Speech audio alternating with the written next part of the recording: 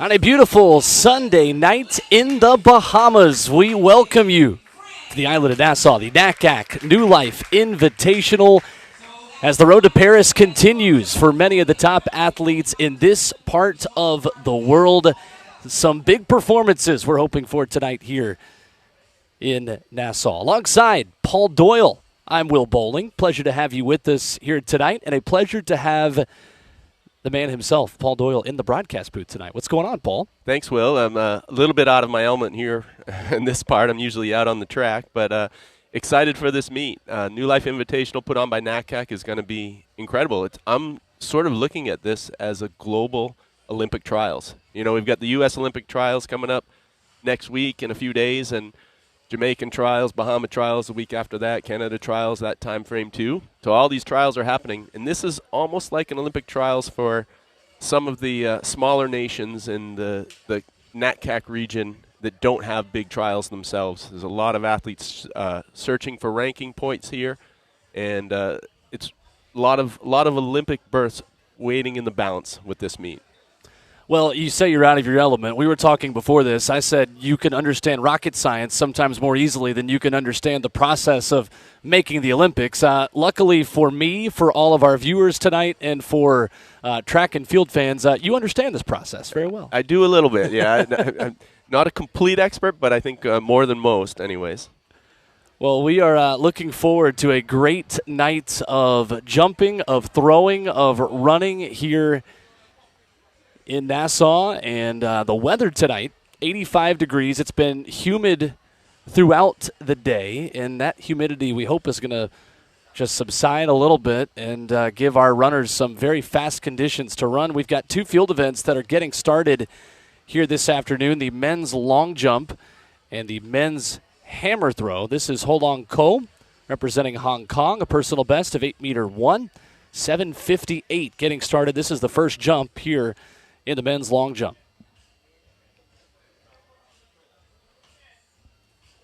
Decent speed and hits the board well. Reasonable extension. Ho Long Ko is one of these athletes that came in all the way from Hong Kong. Actually, there's many athletes in this event in particular. There's very few long jumps out there where athletes can get ranking points to qualify for the Olympics. So they came from all over the world to Nassau, Bahamas to make this happen. Got a good crowd here. We've got music going. We've got food trucks, ice cream, their drinks. It's an excellent night here, and something that I think this community will continue to show out for throughout the evening in our competition that goes over the next 3.5 hours tonight. As Ho Long Ko gets started in 7:53, his first jump to start off attempt number 1. And Ken Mullings of the Bahamas will be next. Yeah, Ken is a personal favorite of mine, being a decathlete. You know, I've got a special spot in my heart for decathletes and heptathletes. But Ken is actually the Bahamas record holder in the decathlon, but a very solid long jumper as well.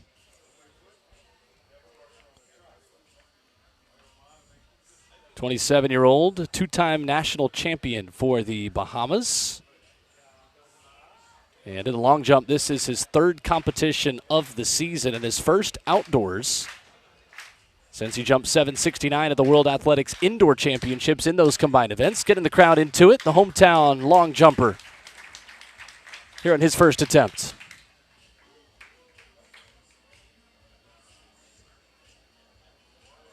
And I think our Bahamas athletes will have maybe a bit of a home track advantage here tonight, Paul.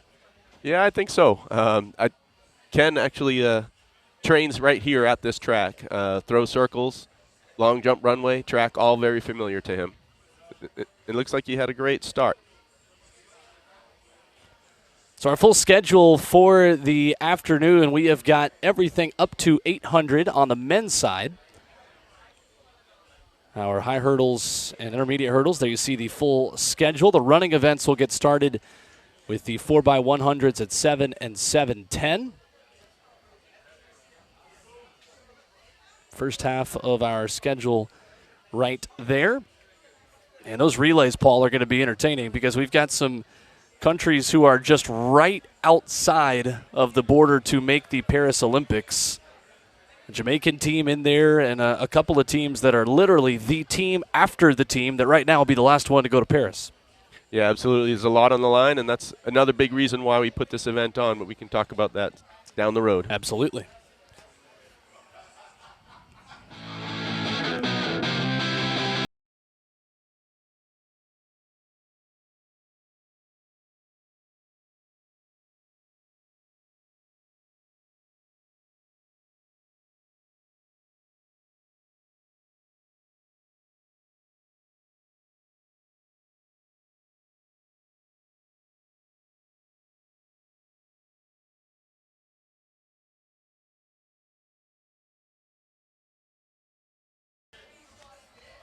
Here at Thomas A. Robinson Stadium in Nassau, Kybal Dawson, British Virgin Islands, just opened up his first attempt at 7:16 in the long jump.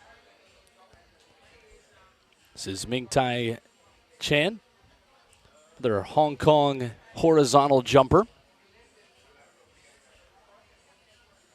A field of 7 long jumpers, including Henry Frayne of Australia, who is 35th in the Olympics rankings quota, coming up as our 7th and final jumper here in just a moment. This is about the halfway point here of round 1 of jumps in our men's long jump.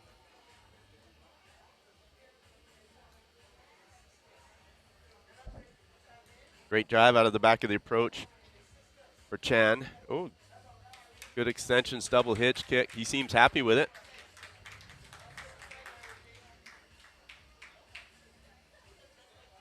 Comes in with a personal best of 8:12. That is the 3rd best out of this field of 7 in the men's long jump. Yeah, that 8-meter mark is kind of the gold standard in the long jump these days, but yet the Olympic standard is now 8:27. But a pretty solid opener there, 7:77 for Ming-Tai Chan on his first attempt. Puts him into the lead.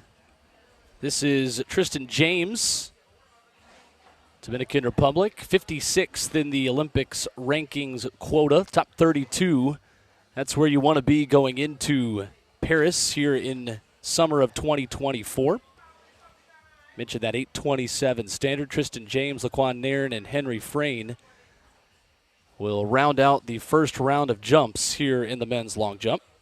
Season's best of 7:85 here for James. Next up on the runway.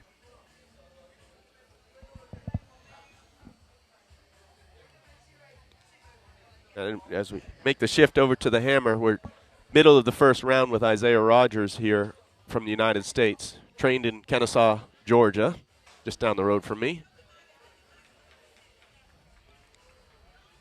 Rogers, the 14th best American this season. Season's best is also his personal best of 73 meters 73. A field that includes Miguel Angel Zamora, Logan Blomqvist, Isaiah Rogers, Ronald Mencia Zayas, and Jerome Vega, the 5-time Puerto Rican champ, who rounds out our field of 5 in an event with an Olympic standard of 78.20.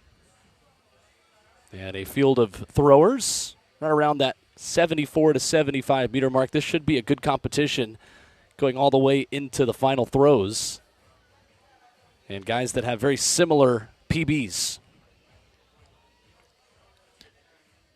And the jump from Tristan James was 7:61, so putting him in second place behind Ming-Tai Chan. Laquan Nairn now on the runway. Arkansas Razorback turned Bahamas national competitor here. 45th in those rankings. The top 32 going to Paris. Between the Olympic standard and everyone else in those top 32 from the world rankings in 2024. The oohs and the ahs from the crowd there. As Laquan Nairn with good speed there. We'll see what the mark is. I'm happy to see Laquan hit the board. I forget what meet we were at only a couple weeks ago, and I found out that he's vision impaired in one eye, which, as vision experts will tell you, that makes you your depth perception off. So hitting the board is a challenge for all these athletes, Absolutely. but more so for Laquan. But 765 on that jump is a really good start. Then we shift over here to the hammer throw. And this one should be right around 70 meters for Ronald Mencia Zayas of Cuba. It was, I believe, 64.23 a moment ago for Isaiah Rogers. So starting to get warmed up in that competition in the men's hammer throw. And this will wrap up the first round of jumps in the men's long jump. Our crowd's into it for Henry Frayne, who is 20 points out of that 32nd spot in the Olympics ranking quota. 35th coming into this competition, needing a big day at the office.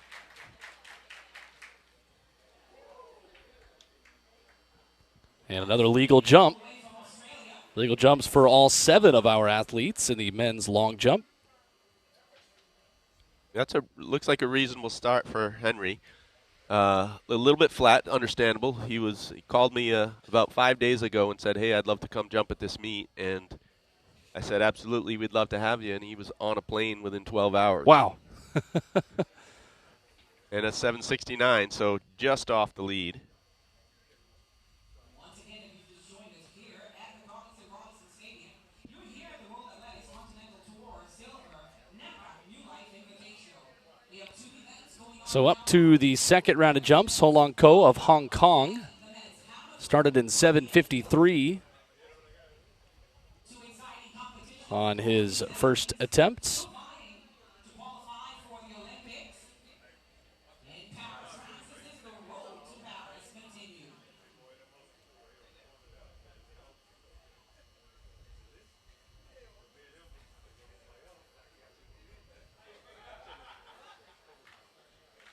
And he'll get the crowd into it too. I mean, they're here. You got to use them, right? Absolutely. Good wind at his back. Oh, And our first red flag. First lead flag and the first wind-aided jump, I think, a 2.2 meter per second wind on that one. So that likely made the difference. And it looked like a small foul, but it did look like a foul from here. Yeah, we want that wind to help us, but not too much. Exactly. And nowadays it's required to have video review of the boards. It's no longer required to have plasticine, but required to have video review for the athletes to appeal if they feel they didn't foul. Camera's never wrong, though. That's right. We can tell you over in the hammer throw, we are into the second round of throws after Jerome Vega just threw 71 meters 44. Miguel Angel Zamora, the Cuban, who led off the opening round. He will go again here. Qualifying standard 78.20 meters. Puerto Rico's Jerome Vega. He's a little off of that standard. His best throw being 75.98 meters. And here goes Zamora for throw number 2.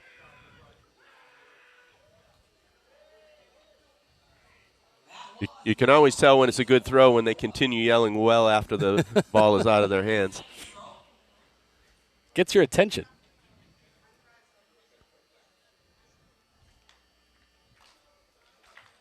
I tell you, the strength of hammer throwers is unreal. You know, I had a roommate years and years ago. He was a Croatian hammer thrower, Andras Haklitz. And he couldn't even bench press 225 pounds, but he could power clean 408 pounds, which is insane.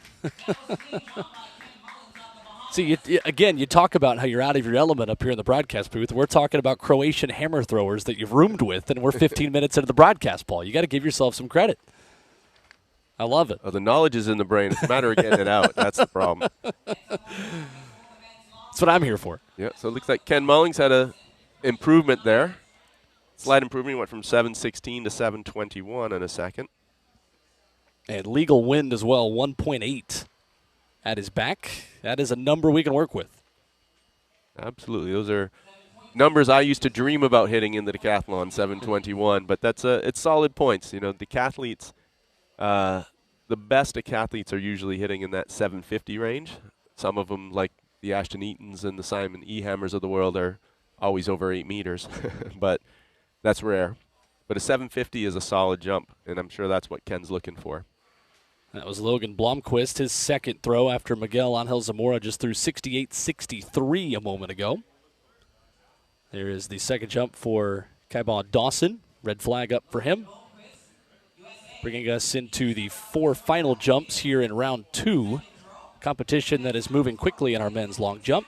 And Ming Tai Chan of Hong Kong,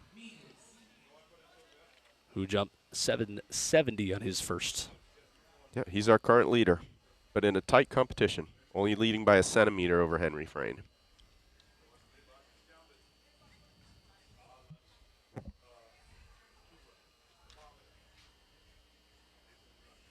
Next up for the men's long jump, that's Hong Kong, Ming Tai Chan.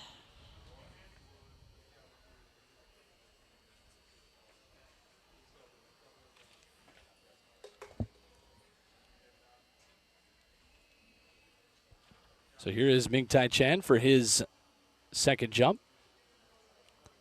Leader in the competition, already close to his season's best of 775. Group of athletes that have all been right under that 8-meter gold standard in the men's long jump.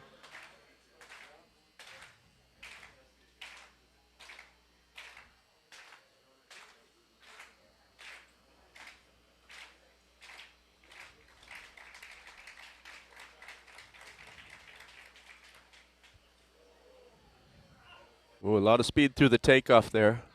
Legal win, 1.4. It did feel a little more calm there, but a little bit flat through the takeoff too. I don't think it's going to be an improvement if it is a small one, but he didn't seem too happy with it coming out of the pit. Crowd continuing to file in here in Nassau. As we get to Tristan James. Yeah, so Ming Tai Chan was only 724 in that last one, so he was well under his previous jump, so you could see justified disappointment on that one.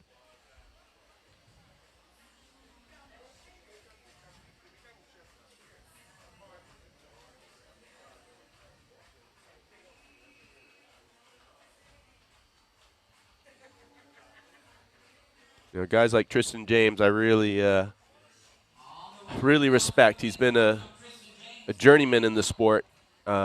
Used to compete for the U.S., but about 3 years ago, converted over to Dominica. Trained and lived in Seattle for a long time. Now has moved down to Florida. But always on the American Track League circuit, always competing out there as much as he can. I've never called him and said, hey, do you want to compete? And he said, no, it just doesn't happen. Trying to improve on 761 right here. And a lot of fouls here on these second jumps. That wind picking up ever so slightly, it feels like, for the second jumps versus the first ones. Yeah, absolutely. Usually it gets calmer as the night goes on here. Likely by the time we get to the sprints it will be that, but at least it's going in the right direction anyways. It definitely does feel a lot cooler out here than it did even 2-3 hours ago. Yep. It should be a pretty good night for quick times as that humidity hopefully just goes away a little bit. Yeah, it seems to have left a bit. Send it out to the ocean again. That's right. So the Quan Nairn and Henry Frayne will wrap up round 2 of jumps here in the men's long jump. Yeah, they're currently sitting in third and second respectively. But they're all within 2 inches of each other, all within 5 centimeters right now, the top 3.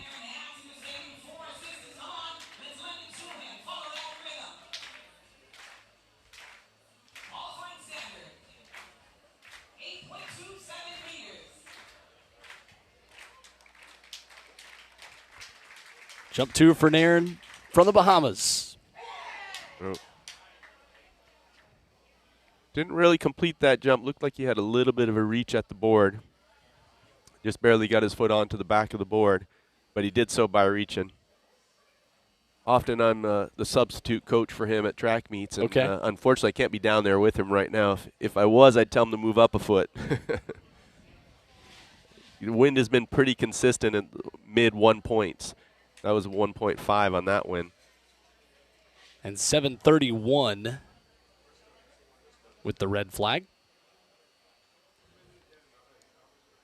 There is Jerome Vega in the men's hammer throw.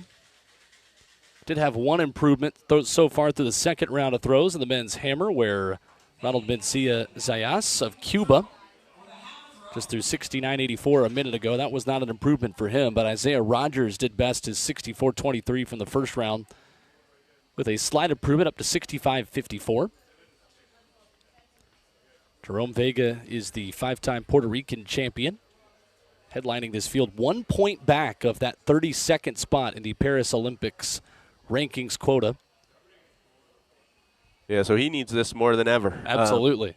And you'll actually find a lot of Puerto Rican athletes competing today. Originally, this meet Puerto Rico in the hammer throw, wrapping up that last round of throws a minute ago. That was Henry Frayne of Australia in the men's long jump. Yeah, that was a foul for Henry. So he's still sitting in second place. You get this Isaiah Rogers here now competing. You can see him wearing this Throw One Deep shirt, and that is the track club of Mike Judge, great throws coach out of Kennesaw, Georgia. He actually coaches Daniel Haw as well, who's the top American and number 7 in the world.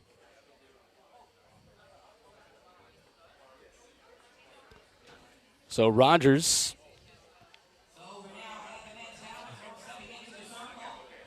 starting out the final in the men's hammer throw. 3 throws in with 3 more left. So our first final of the day in the field events with the long jump and hammer throw starting festivities here at the NACAC New Life Invitational inside Thomas A. Robinson Stadium.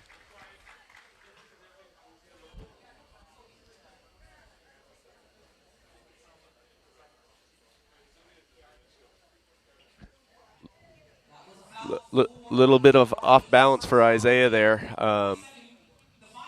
Could see him leaning to the left here on that. Going into the finals, 65.54. Next up, throwing into the circle, 67.19. His best throw going into this final, Logan Blomquist, USA.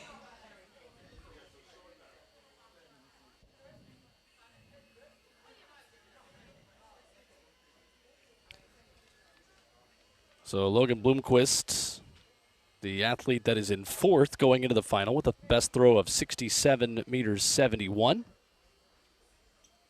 There is his 4th throw and first to the final.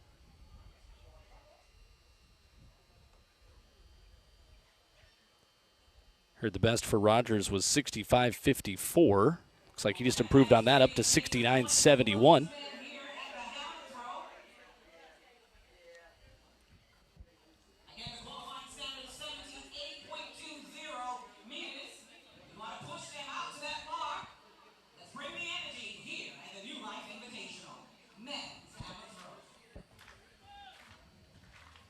Back over here in the long jump.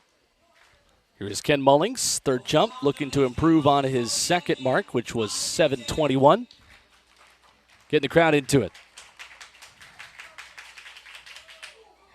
And the talented multi-event athlete will get a legal mark here on his 3rd jump. Yeah, 7:16 on the first, 7:21 on the second. Hopefully he's got another improvement here. Will be interesting to see if he continues past this jump. As in the decathlon, they only take 3 jumps, so they're not used to doing more than 3. So who knows? He may. I think he's hurdling later, so might be an idea for him to wrap it up after that 7:09 3rd attempt. And not an improvement for him, which will bring up Kaibaugh Dawson, the British Virgin Islands. Just a minute ago, no improvement for Logan Blomquist at 67 meters 26 in the men's hammer throw that continues with 2 throws down and 3 more to go here in our final. This is Miguel Angel Zamora of Cuba, currently in 3rd going into the final 3 throws here in round 1 of our men's hammer throw final.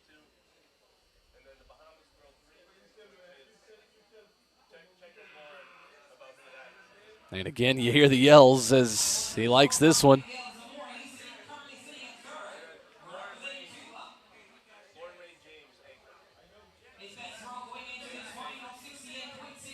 Looking to improve on 68-63. And we'll take a quick break, continue our coverage of the men's hammer throw final and men's long jump here from the Bahamas in the New Life Invitational.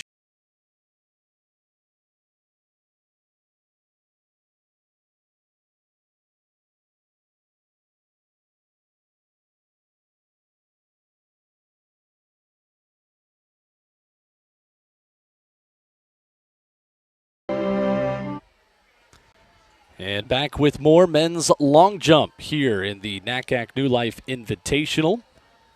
A lot of great athletes that have competed in NACAC competition, as you saw right there.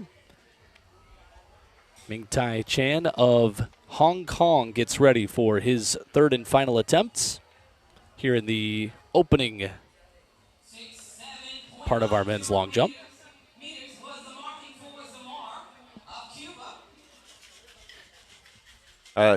Will, I love that NatCat commercial. Yeah. There's Daniel Westfeld, who's one of the big-time agents in the sport, manages Mondo Duplantis. He just gets a kick out of the word NatCat. He's a funny Swedish guy, and he's NatCat. You hear him saying it all the time. Nice. He loves NatCat and peacock are his two favorite Perfect. words. And so, but no, he's a great guy, one of the best agents ever in the sport, and he's managed basically all of the top Swedish athletes through the years, but then other stars like Mondo Duplantis and Mutaz Barsham. So decent. Great guy. Shout out to Daniel Westfeld. Big Tai Chan of Hong Kong, his third jump.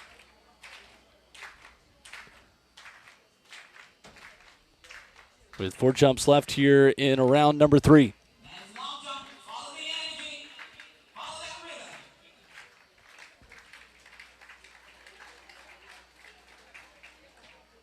Ooh, looks tight on the board. Yep, a foul. And still a very consistent wind at 1.5. Hope we get these wins for the 100 meters tonight. Absolutely. If that continues, we've got a great opportunity for some athletes to qualify for Paris and get closer to those critical rankings at this time of the year. And you said it at the beginning of our broadcast, this essentially is an Olympic trials for a lot of athletes today here at the NACAC New Life Invitational. From countries like Cuba, Puerto Rico, the Bahamas, and Hong Kong for Hong Long Ko and Ming Tai Chan here in the men's long jump.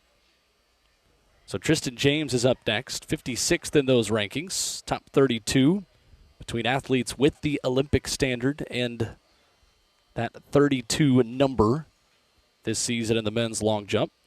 Heading to the Paris Games here in the summer of 2024. This is Jerome Vega in the men's hammer throw. Looks like he'll save it and get a restart here on his throw. And he is our leader going into these final 3 throws in the men's hammer throw. This is his first throw of the men's hammer throw final.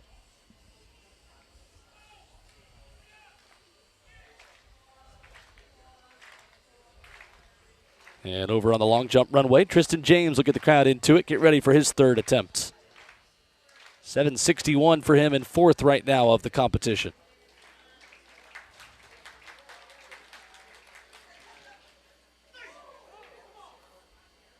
I think you might like that one. Yeah, it looked like a solid jump. Jumping up and down afterwards, so that's usually a good indicator. I had dinner with Tristan last night, and he was telling me that out at Chula Vista last week, he had an 8:22 jump and was unfortunate enough to have a 2.1 wind. Oh, man. So just over the allowable, but still a very solid jump, and it looks like he's in good shape right now. And Mark coming up now. That was 1.7 wind right there. And a 7:79 to take the lead. There you go. So Tristan James into the lead. Close to his season's best as well at 7:85. That will help him on the road to Paris as well. 56th in those rankings, looking to crack that top 32. And Laquan Nairn is one of those men standing between him and the 32nd spot. 45th in that Olympics ranking quota. 2 more jumps here in round 3 of the men's long jump.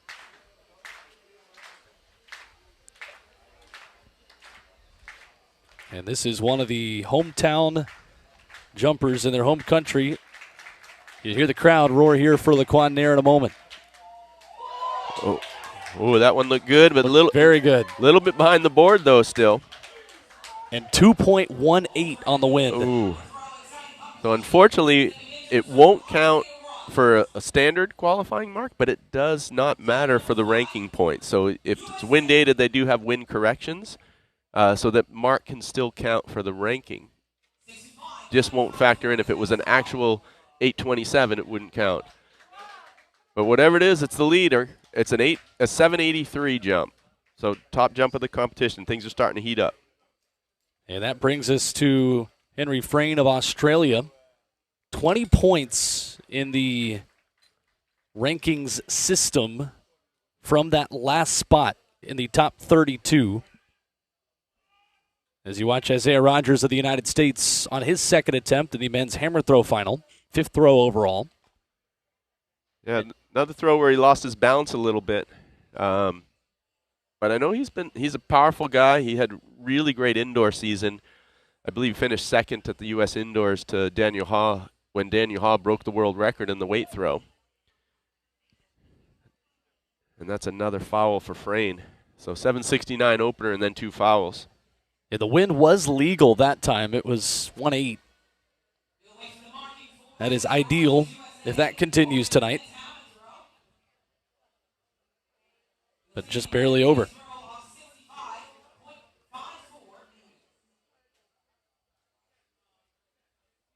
They just announced 65-54 for Isaiah Rogers, his best, but I know his coach won't be happy with that. Mike Judge told me that he feels he's in 76, 77 meter shape right now.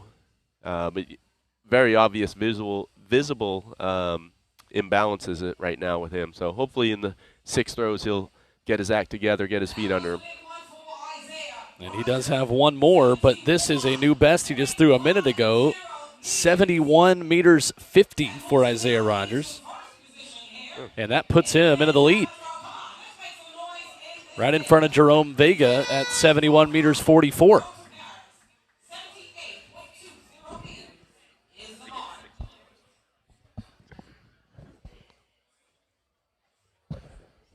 So that was throw 5. He'll get one more. And Logan Bloomquist of the United States is up next. Looked like a solid release for Bloomquist. And that one also looks out over the 70-meter mark.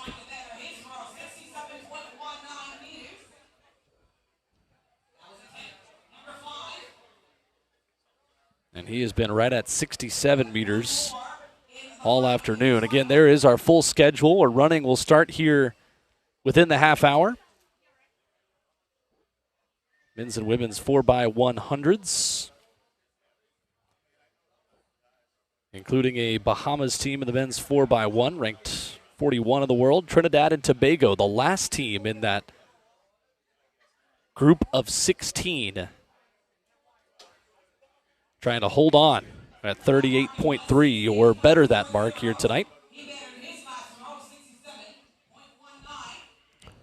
Yeah, so 68.40 for Bloomquist on that last throw, so approaching that 70-meter mark.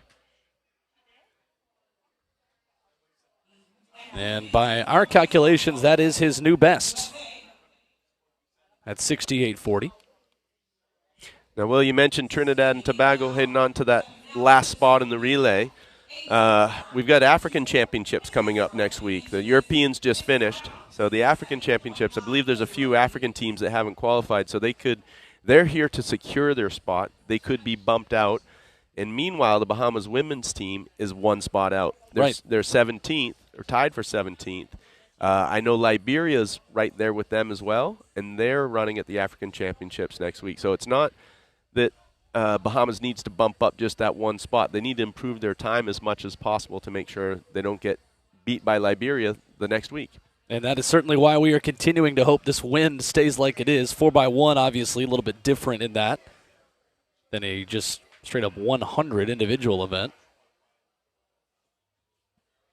As you see there in the men's hammer throw. Round 2 of this final 3 throws finishing up. That was Miguel Angel Zamora. Now, based on the divot there, it was right next to Bloomquist. I think it's going to be right around 68 meters.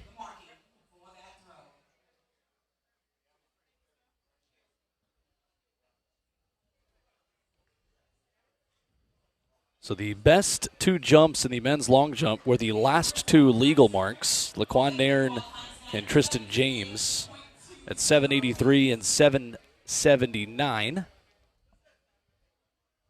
through 3 rounds of jumps in the men's long jump.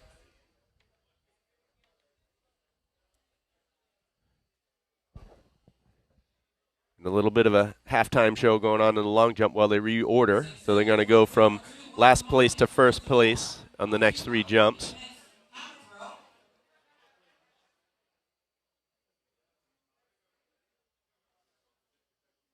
So Zamora, not an improvement for him. He's been right around 67 and 68 all night. That will bring up the talented Puerto Rican thrower, Jerome Vega, in a moment, right after Ronald Mencia Zayas of Cuba.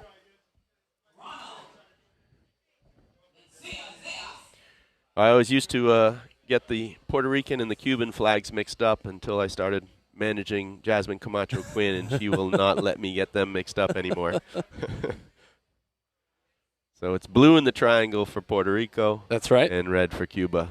So that's the cheat sheet for everybody at home. Their 2 jerseys, too, look like a home jersey and an away jersey of, like, the same team, because you've got the blue tops with the red for Cuba and then the red tops with the blue on the kids for Puerto Rico. You see the perfect side-by-side look right there between Vega and Zayas going toe-to-toe here in this competition.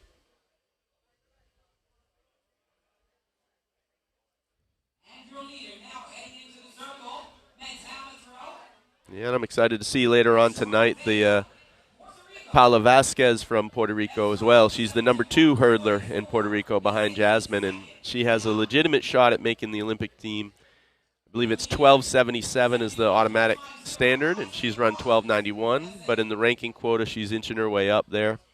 She had an unfortunate national championships on Friday in Puerto Rico where the skies opened up and the rain started pouring right before the hurdles. So she won but didn't run a fast enough time to improve her ranking. So she was hoping to get a lot out of this here.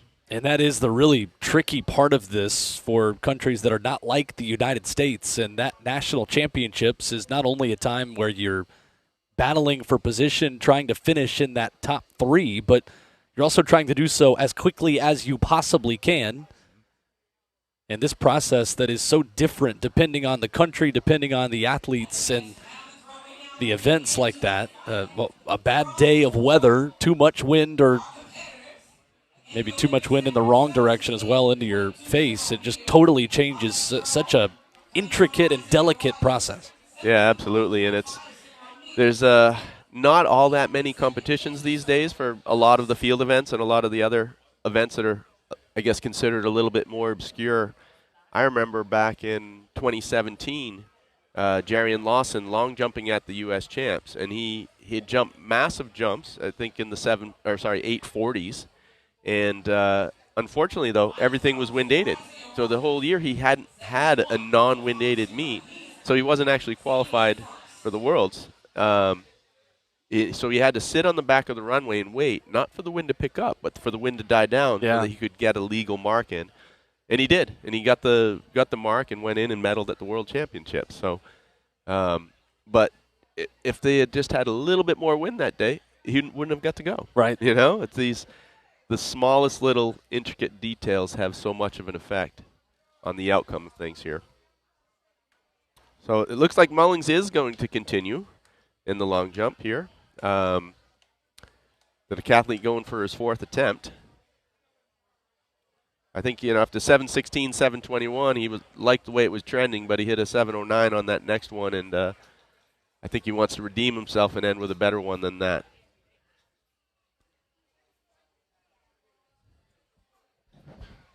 So 3 more attempts for the, we'd call men's long jump final.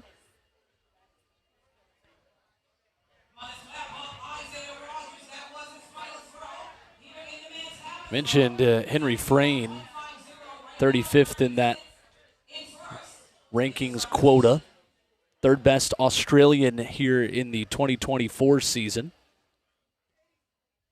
At 1,184 points and 1,204 is that 32nd and last bubble spot, you would say. 5 points ahead of that would be 31st at 12:09. So trying to put a different mark onto his 5 for the year that add those points together and get him closer to 32. Yeah.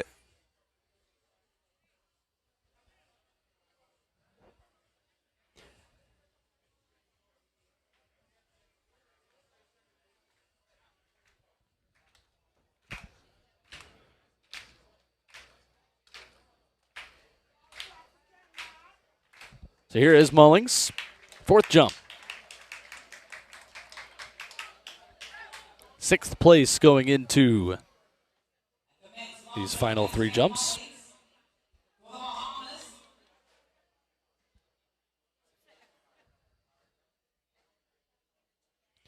And you're talking about Henry Frayne essentially having to improve by 20 points in order to get up to the 32 quota. It's 100 points here for winning, 100 bonus points for your performance, and every performance has a certain number of points. So he basically needs to take his bottom score out of the 5 off and replace it with one that's 100 points higher. And he will then have a 20-point jump in his average and make the Olympic team. So in order for him to do that, he's going to need to win this competition and jump close to 8 meters, and that will bump him up. But you never know what's going to happen next week, too. Right. There's quite a few athletes we have competing here tonight that just don't have 5 marks in the window. There's Alana Jurkic of Australia and Sage Walker, both of them in the 400 hurdles, and neither of them have 5 marks. So there's probably a lot of girls out there looking and saying, we have a chance of being in the quota, and then all of a sudden 2 more athletes pop up and bump you down 2 more spots that you weren't aware of. So it's not a exact thing here. You see what's on the quota, but there are people that don't even appear in the quota yet. It was Ho Long Ko of Hong Kong, his first jump of the final round in the men's long jump. Final round meaning these final 3 attempts. That was attempt 4, and a red flag coming up. Here's Bloomquist's 6th and final throw, the men's hammer throw. Going to get back over that 70-meter mark. Yeah, he keeps hitting right in that same range. On that one there, he was good out of the back of the circle. And on his last turn, he kind of shied away from the throw. As opposed to keeping his chest tall and throwing all the way through and getting long with the arms at the release. So I don't think he's going to be happy with that throw.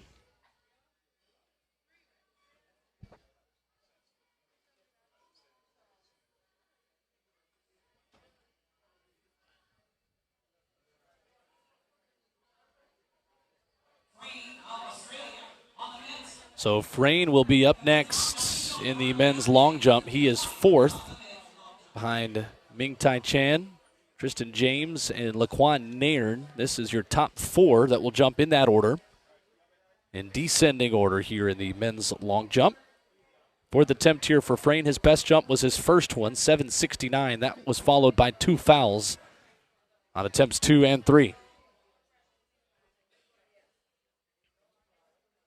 And that 5th mark that you talked about for Henry Frayne is a 782 that he is looking to displace. And that was at the Oceania Athletics Championships just a couple of weeks ago.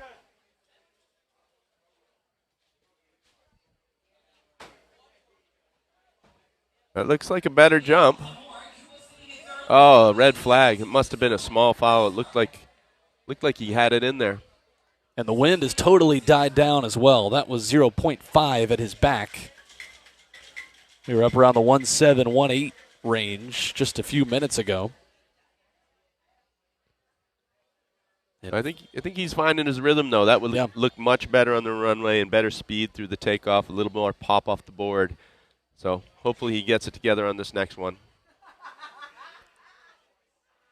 Couple throws left in the men's hammer, and you see right there, I think Zamora liked that one. He sure did. He certainly wins the gold medal for for post-throw celebration.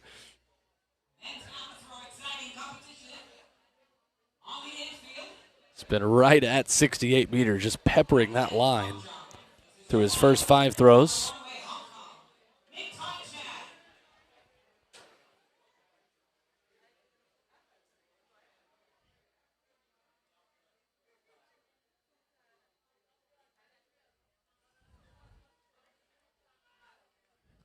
And Ming Tai Chan is up next. 770 is his best mark. That was on his first jump, only trailing Tristan James and Laquan Nairn here in this 4th round of jumps of the men's long jump. And again, you see the speed from Ming Tai Chan and the white flag this time. That's the first time since that second jump he's had a legal jump.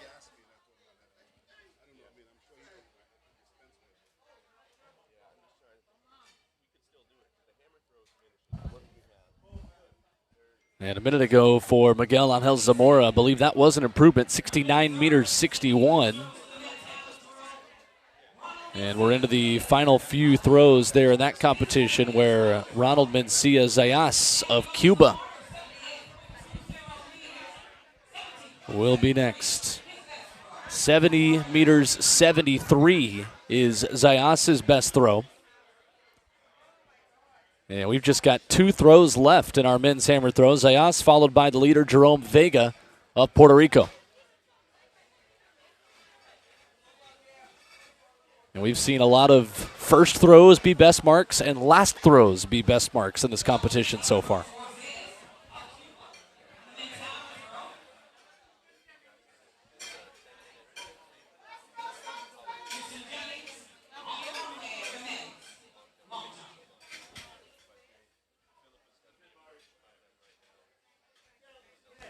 So Tristan James up next. Second of the competition, 779, his best here today. After the 750 just a moment ago by Ming Tai Chan of Hong Kong.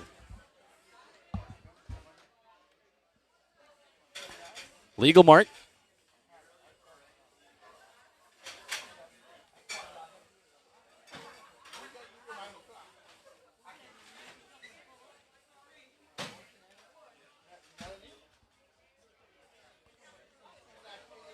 And for James, that's going to be a 750.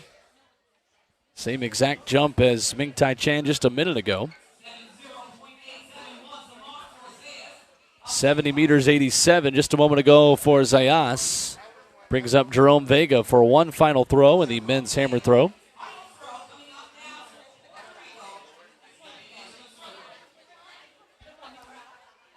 So you've got the last throw in the men's hammer.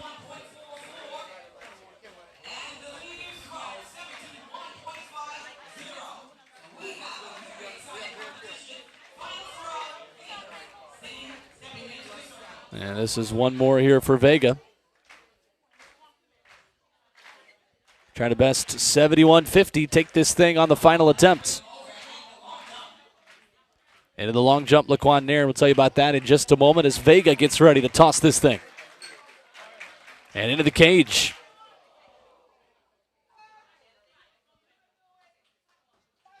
So a bit of an anticlimactic finish to our men's hammer.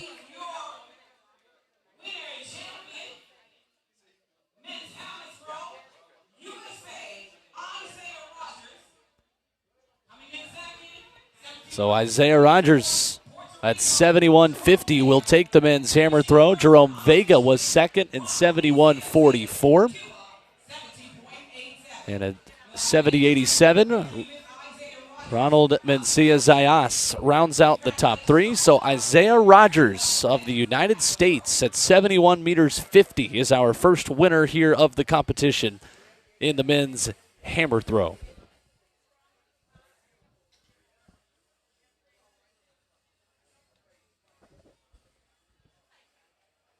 So Kybon Dawson begins the 5th round of jumps in the men's long jump after a foul a minute ago from Laquan Nairn. No improvements in that first round of the men's long jump final.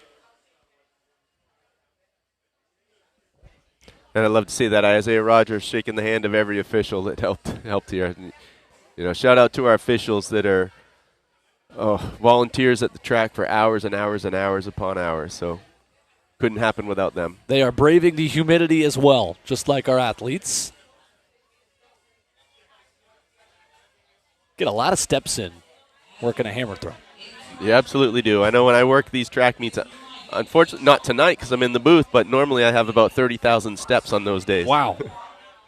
Yeah, this is the cushy, easy stuff up here, Paul. You just don't get too comfortable. You're going to fall in love with it. Yeah. Well, there's a good shot of the bouncers, you could say. The post-meet party tonight, they're going to be the bouncers. Improvement there for Kybon Dawson of 7:51 in the men's long jump. And Ken Mullings going to go again here for a 5th jump. Currently in 7th. Best jump was his 2nd one at 7:21.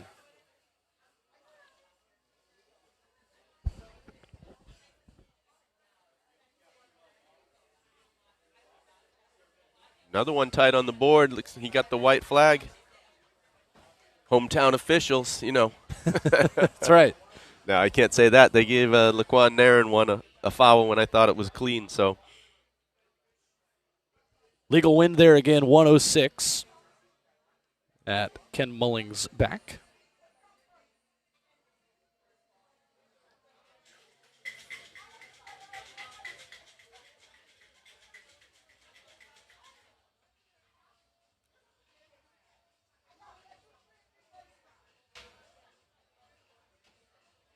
Okay, Paul, I'm here on the field. I know. At the completion of the men's hammer throw, USA, Isaiah Rogers, you're the champion.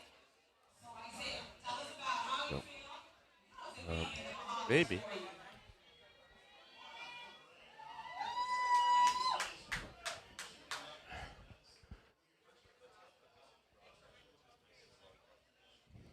So Ho Long Ko of Hong Kong is up next. His first jump was his best, 7 meters 53. Get the crowd into it. Crowd that is continuing to file in here inside Thomas A. Robinson Stadium in Nassau.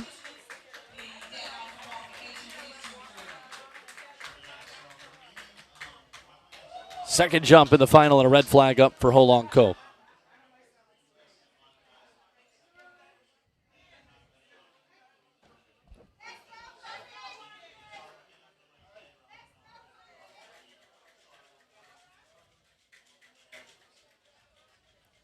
So again, Ho Long Ko will take a look. And Henry Frayne will get ready next. Fouls on each of his last 3 jumps. Going to lock back in here. Opened up at 7:69.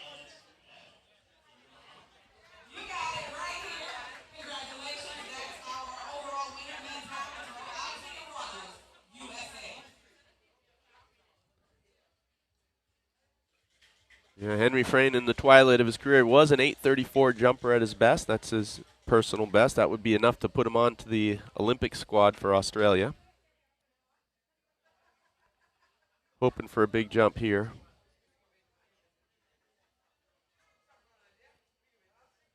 The 34-year-old who was 7th at the Rio Games. Runner-up at the 2012 World Indoor Meet. An outstanding career representing Australia. Yeah, I remember about 15 years ago, he was talking to me about coming to the U.S. to go to college.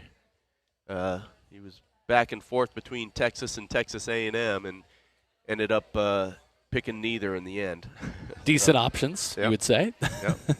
Yeah, track and field powerhouses. Absolutely. At the time, I believe Bubba Thornton was still the head coach. And then, of course, Pat Henry, who's been there my whole professional career. As a white flag up for Frayne. So first time since his first attempt that he has got a legal jump.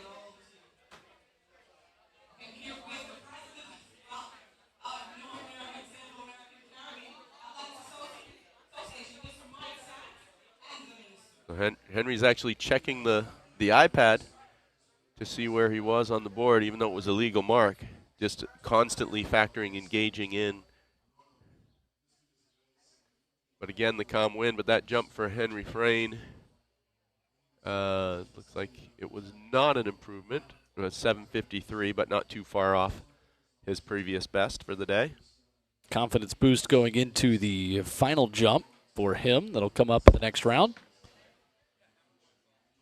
Ming Tai Chan of Hong Kong gets his 5th attempt here, looking to improve on 7 meters 70. Back at his first attempt. Attempt 4 a minute ago was 7:50.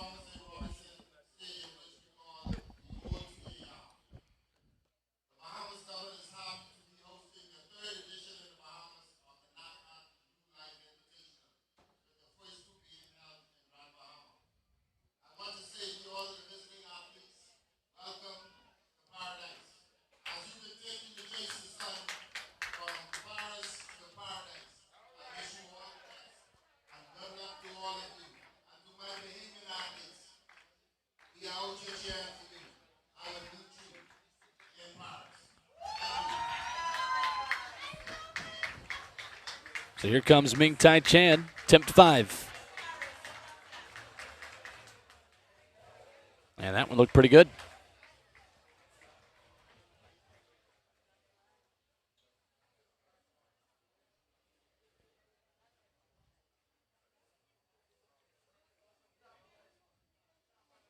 Yeah, Ming Tai Chan 770 in the first round is still holding up as his best.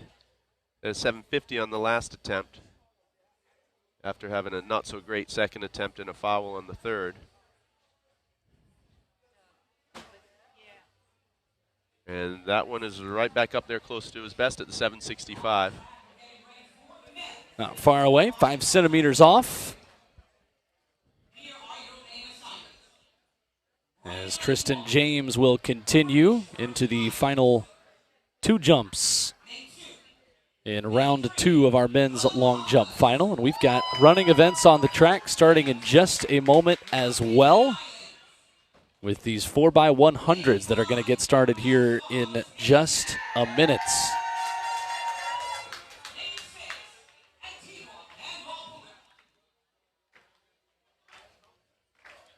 We'll stay here with Tristan James.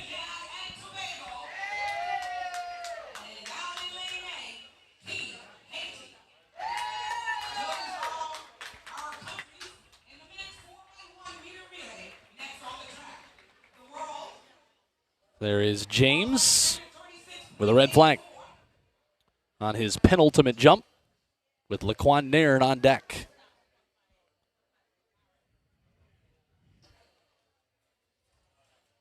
So there's a look at our men's 4x100. Introductions for that field coming up in just a moment as we get started to run here in just a moment at the NACAC New Life Invitational here in Nassau.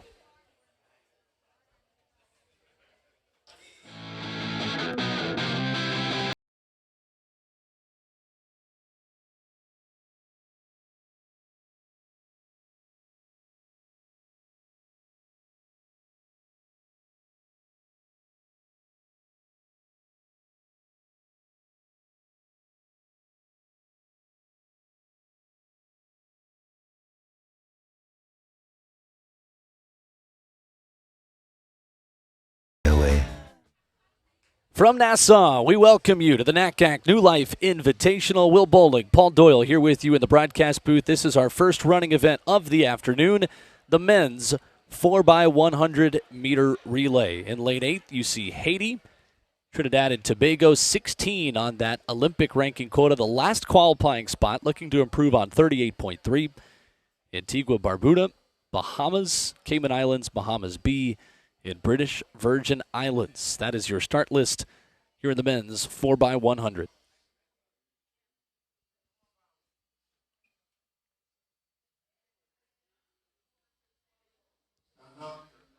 And they'll stand them up.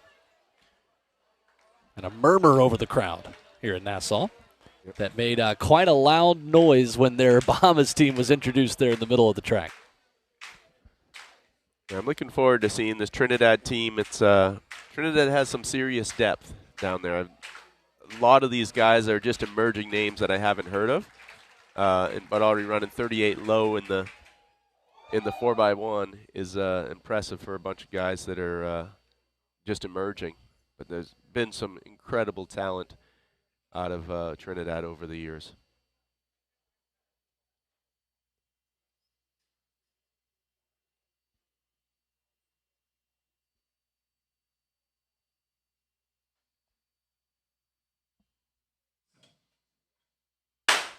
We are watching Trinidad in lane number 7 looking to improve on 38.3. A clean start of the men's 4x100. And in lane number 7, Trinidad and Tobago, the first team to hand off.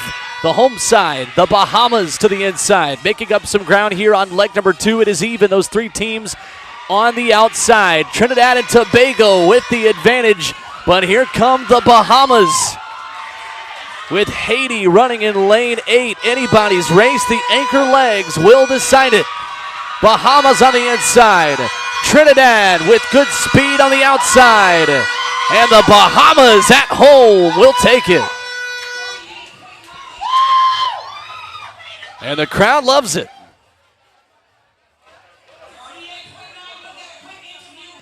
Absolutely. What a great race.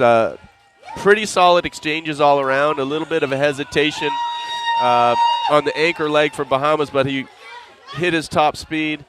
McCoy will be showing up later in the 100 meters running in that anchor leg for Bahamas. Looked pretty impressive after getting the baton a little bit late or a little bit slowly, but still nice solid win at 38.89. And 38.89 will move the Bahamas up to the 30th spot. And the men's 4x100, those top 14 teams from designated competition qualifying for the Paris Games, plus the next 2 qualified by the top list. That's Brazil and Trinidad at the moment. But there's a lot of competition left in this track and field summer that will shuffle those numbers around quite a bit, we expect. I think Trinidad will be watching the African Championships very intently, holding on to that last spot. They better hope that if anybody runs faster than 38.3, that they're already ahead of them. Right. There are 14 teams that qualified at the World Relays here just a few weeks ago, but there's only 2 spots. It's very cutthroat now with this ranking system, or the World Relay system, rather, to qualify athletes. So at each round you can, in the World Relays, you can qualify automatically. I don't know if you got to watch it, but they're holding these Paradise to Paris signs when they made the team in all the rounds. So anyway, so 14 teams are qualified. There's only 2 teams that can get in on time. Paradise to Paris, a perfect way to put it. And that is what we are adding to here all afternoon as Ken Mullings continues here in the men's long jump. That is his 6th and final attempt. And it is a legal one with legal wins. So it's a double order today for the decathlete. Usually only doing 3 jumps, but he took 6 today. You think about the process of training for hopefully a summer games, for a national championship. You would know. I can't imagine what that process is like for multi-event athletes who are trying to peak at the right time in so many different disciplines. Yeah, it's difficult. It's a matrix you have to figure out, and it's odd sometimes because the decathletes, they're good, they're average in most events. They're not necessarily good enough to be invited to the Diamond League meets or the top meets and that sort of thing. So the options are a little bit limited for them. You'll see decathletes and heptathletes competing at a lot of open college meets through the years and whatnot. So I was just working last night on Aiden Owen's schedule. Aiden Owens DeLerme from Puerto Rico is a medal contender coming up at the Paris Games in the decathlon. Already scored over 8,700 points this year. And he's going to do a small meet in Belgium, pick 3 or 4 events in Kortrijk, Belgium. And that's going to be his final tune-up for the Olympic Games. Wow. There is Ho Long Ko. A foul in the 6th and final jump for him.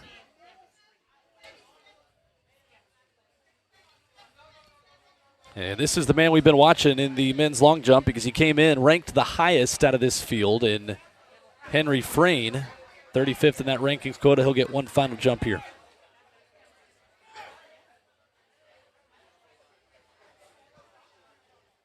Sorry, I shouldn't be the one saying that.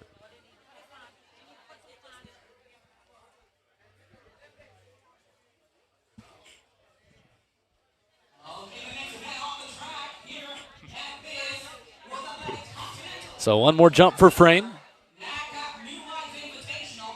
It's the women's 4x1 100-meter relay. We It's certainly legal. put everything into that jump. Yep.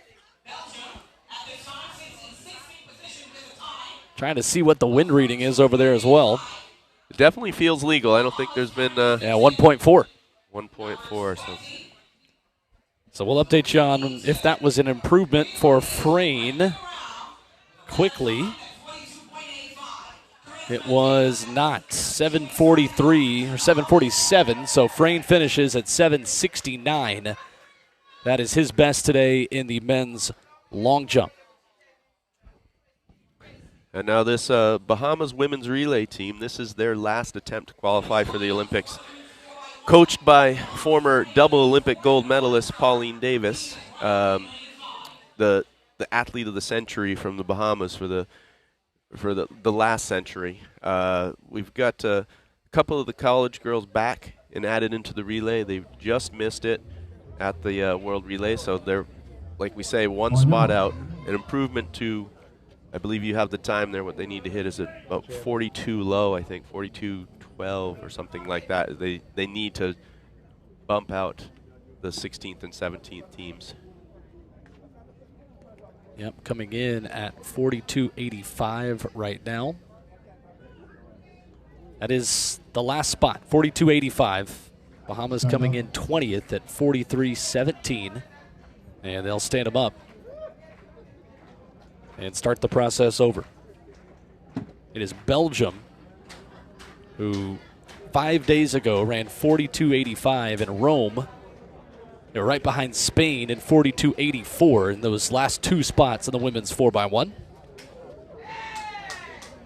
And right there at 43.15 is Liberia, who will run next week at the African Championships. And I'm in tight with the Liberian team, and I know that they, at the World Relays, they had a really bad exchange on their second exchange that cost them at least a half second. So they've got 4 very capable girls. So I think really if Bahamas wants to get here, they're going to have to eclipse Spain in the number 15 spot, 42.84.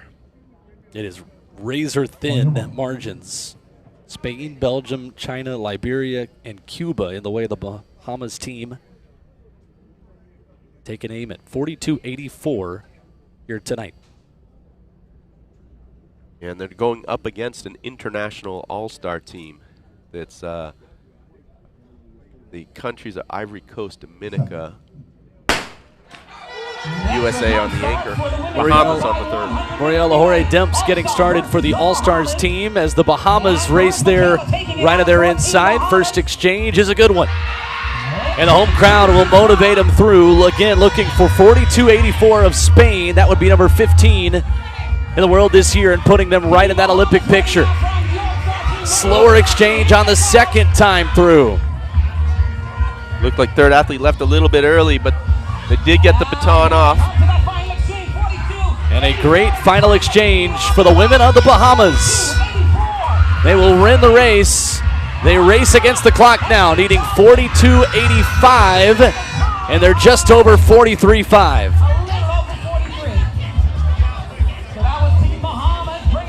So the Bahamas first to the finish, coming in ranked 20th at 43.17. It's 43.59 officially here tonight on home soil. That's going to be a bittersweet victory. Great to take the win, but of course they were looking for a lot more on the clock. And you see that final exchange. It was a great one.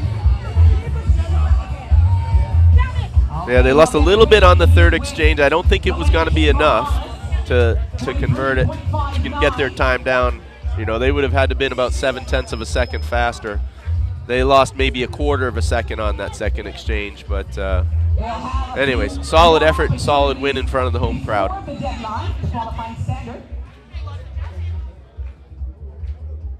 Go ahead. So there you see the results. All-Star team at 44.7, 43.59.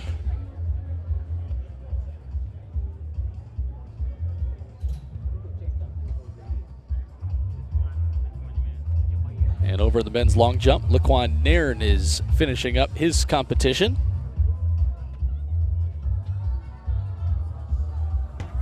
It has been Nairn and Tristan James going back and forth. Nairn with a 783 that was slightly wind aided, Team Bahamas, the winning team, 43. would allow him to take the win here in this competition. 746 a minute ago for Tristan James, who was in second coming into this final 3 rounds of jumps. Okay, I'm here with 2 of the 4. And here's Nairn of the Bahamas, 2 of the 4. getting the fans into it Girls, I'm here with and getting ready for one final jump. Looking to improve upon 783 and hoping to get legal win in the process as well. Just tell us how you feel. Laquan looks like he's got about an extra half pound of sand on his legs right now. He sure does. I don't know if that's going to help him or not, but let's hope for a big jump here. Be nice to finish off with a big one in front of the home crowd. Oh. Not too happy with it, just barely off the back of the board. Of course, we still have enough time, June 30th, to put in some time. Legal jump, but not what he was looking for, obviously, based on his reaction. And we got a little gust of wind after that jump as well that would have helped.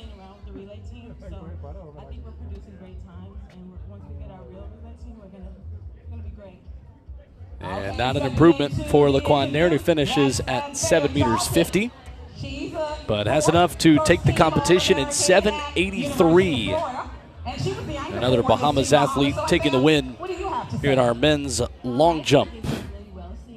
The men's long jump and men's hammer throw, the first 2 field events getting started and finished here at the NACAC New Life Invitational.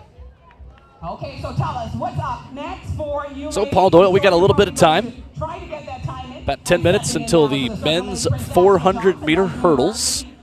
We've got a pretty good showdown coming up in this next event as well between Gerald Drummond and Shaquem Hall-Smith. You take a look at the full schedule of events. This one is going to be one of our excellent races of the night. Yeah, I'm looking forward to this one. Shaquem Hall-Smith just won the Edwin Moses Legends Meet just over a week ago in Atlanta. Obviously the marquee event of the Edwin Moses Meet, and he took that in a personal best victory, going under 49 seconds for the first time in his career. And he's going up against Gerald Drummond, who was the surprise winner at the Diamond League at the Prefontaine Classic. So there is about 7/10 between their PBs, but who knows in front of the home crowd how much they're going to lift Shaquem Hall-Smith. So looking forward to that race. There's a bunch of other good races tonight. This one has a little local flavor in it for sure.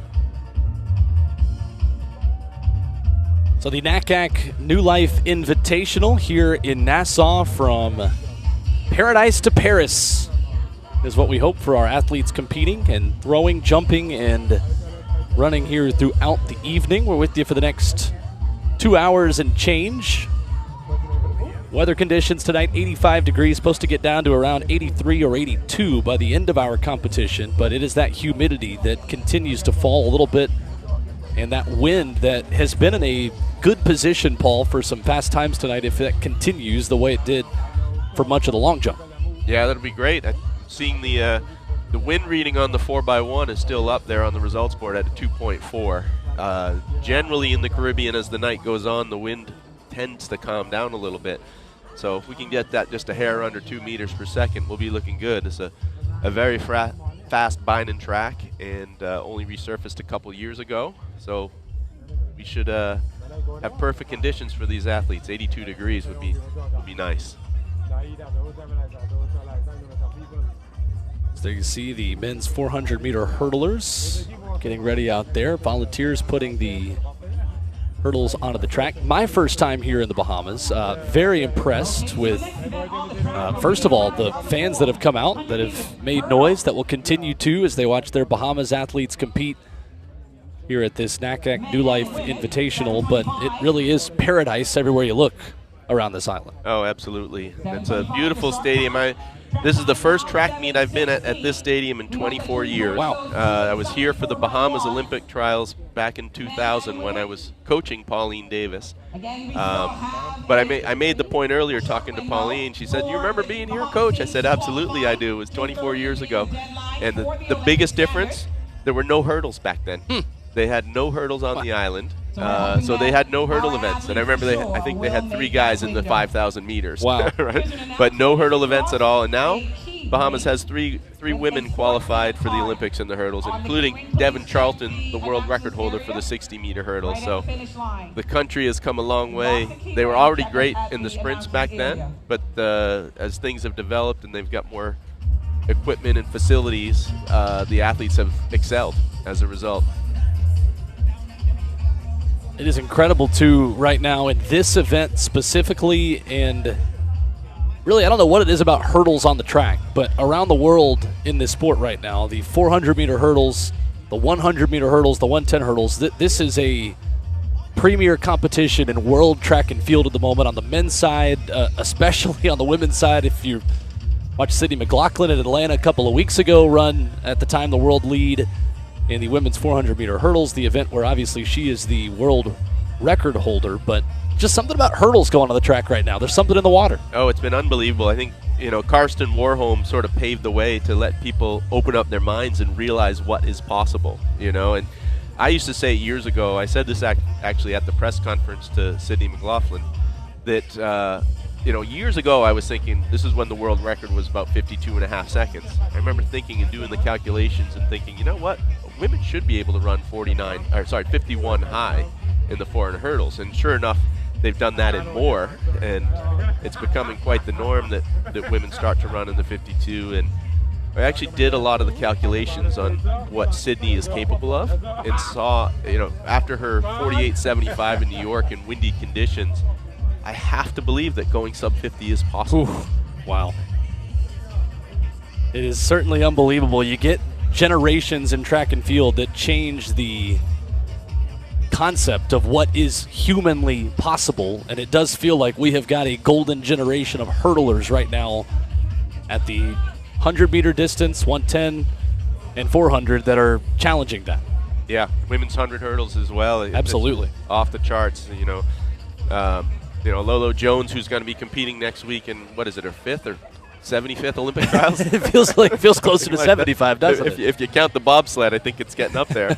But, you think about, she ran 12:43 at her best, her PR in her career.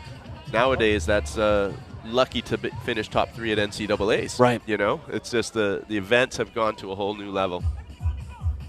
So looking forward to this matchup race. I know we've talked about Shaquem Hall-Smith and Gerald Drummond, but let's not forget about the man front and center on the screen there, Aldrich Bailey. He's been consistently running 48-second runs. He's, in my opinion, the best lane on the track, lane 7. One person outside of you. It's got the most forgiving turns to still have someone outside of you. But I think it's really going to be a 3-man race between those guys. And, let's see if the hometown crowd can lift Shaquem Hall to victory here. And that is the 3 on the track as you look at him right now in the men's 400-meter hurdles. Aldrich Bailey with a personal best of 48.55 and a season's best of 48.82. He ran that back at the Drake Relays. A couple of years ago, he was 7th at the U.S. Championships. Didn't race it last year. 9th fastest American this year, 46th on that Olympic ranking board that we'll continue to talk about throughout the evening. And you need to be top 40 in this event. It is Danny Brand who, by world rankings right now, holds that last spot. The Swiss athlete in the men's 400-meter hurdles. You see Shaquem Hall-Smith right there in the blue, black, and yellow. That is the signature look for the Bahamas. 27-year-old who is the 3-time defending national champion in this event.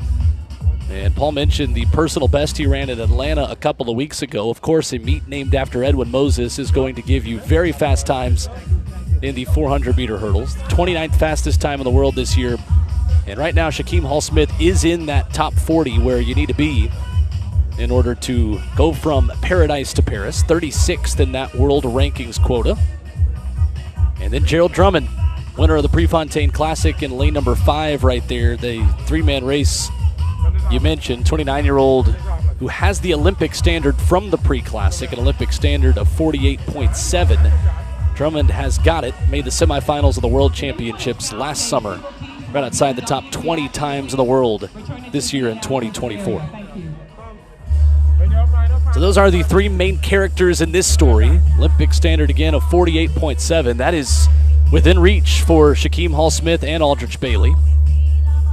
Shaquem Hall-Smith has not run that, his personal best 48.79 we mentioned, but oftentimes you get that one big personal best, a second one follows right after it, and we think these might be some pretty fast conditions tonight here in Nassau. Yeah, I think so. I mean, if you look at the flags around the stadium, they are blowing with a little bit of a headwind on the back stretch, but that's much better than having a headwind on the home stretch when you're more fatigued. So these guys will know how to control their run through the wind on the back and still have a lot coming home. So yeah, the temperature's perfect. It's not too hot. The sun has set and it's starting to cool off a little bit, but it's certainly never going to reach what we would call cold. Yeah, right. So considering the amount of events you have done, I've got to ask you the basic track and field question as we watch the 400-meter hurdles. Is this the hardest event in track and field? Oh, boy. I say yes. Okay. I do think it is. I think everyone comes down to this or the 800. Right. And I've only run an 800 once or twice in my life. And Thankfully, me too. I don't care to remember those, but I've done a bunch of 400 hurdles, and I remember finishing an 800 and thinking, oh, I had more to give. I've never finished a 400 hurdle race and thought I had more to give. Fair enough. I'm putting you on the spot here. You might be betraying some friendships maybe you have in events or athletes that are doing the 800 and not the 400 hurdles, but I don't know. You come up here in the booth with us. We're going to put you on the spot. We're going to put that knowledge to the test. That's okay. I can apologize after. So. All right, we're about ready for this men's 400 hurdles. You definitely feel the atmosphere picking up in the stadium. You know, no one ever accused the Caribbean people of being on time, so you know, the 6 o'clock start time is more an idea. I don't know which friendship you're just betrayed more, 800 runners or Caribbean people. No, they know it. They know it. I'm not telling them anything they don't know. Paul Doyle making no friends tonight here at the NACAC New Life Invite. And here is our full field in the men's 400 hurdles. Malik Smith is in lane number 3, representing the Virgin Islands.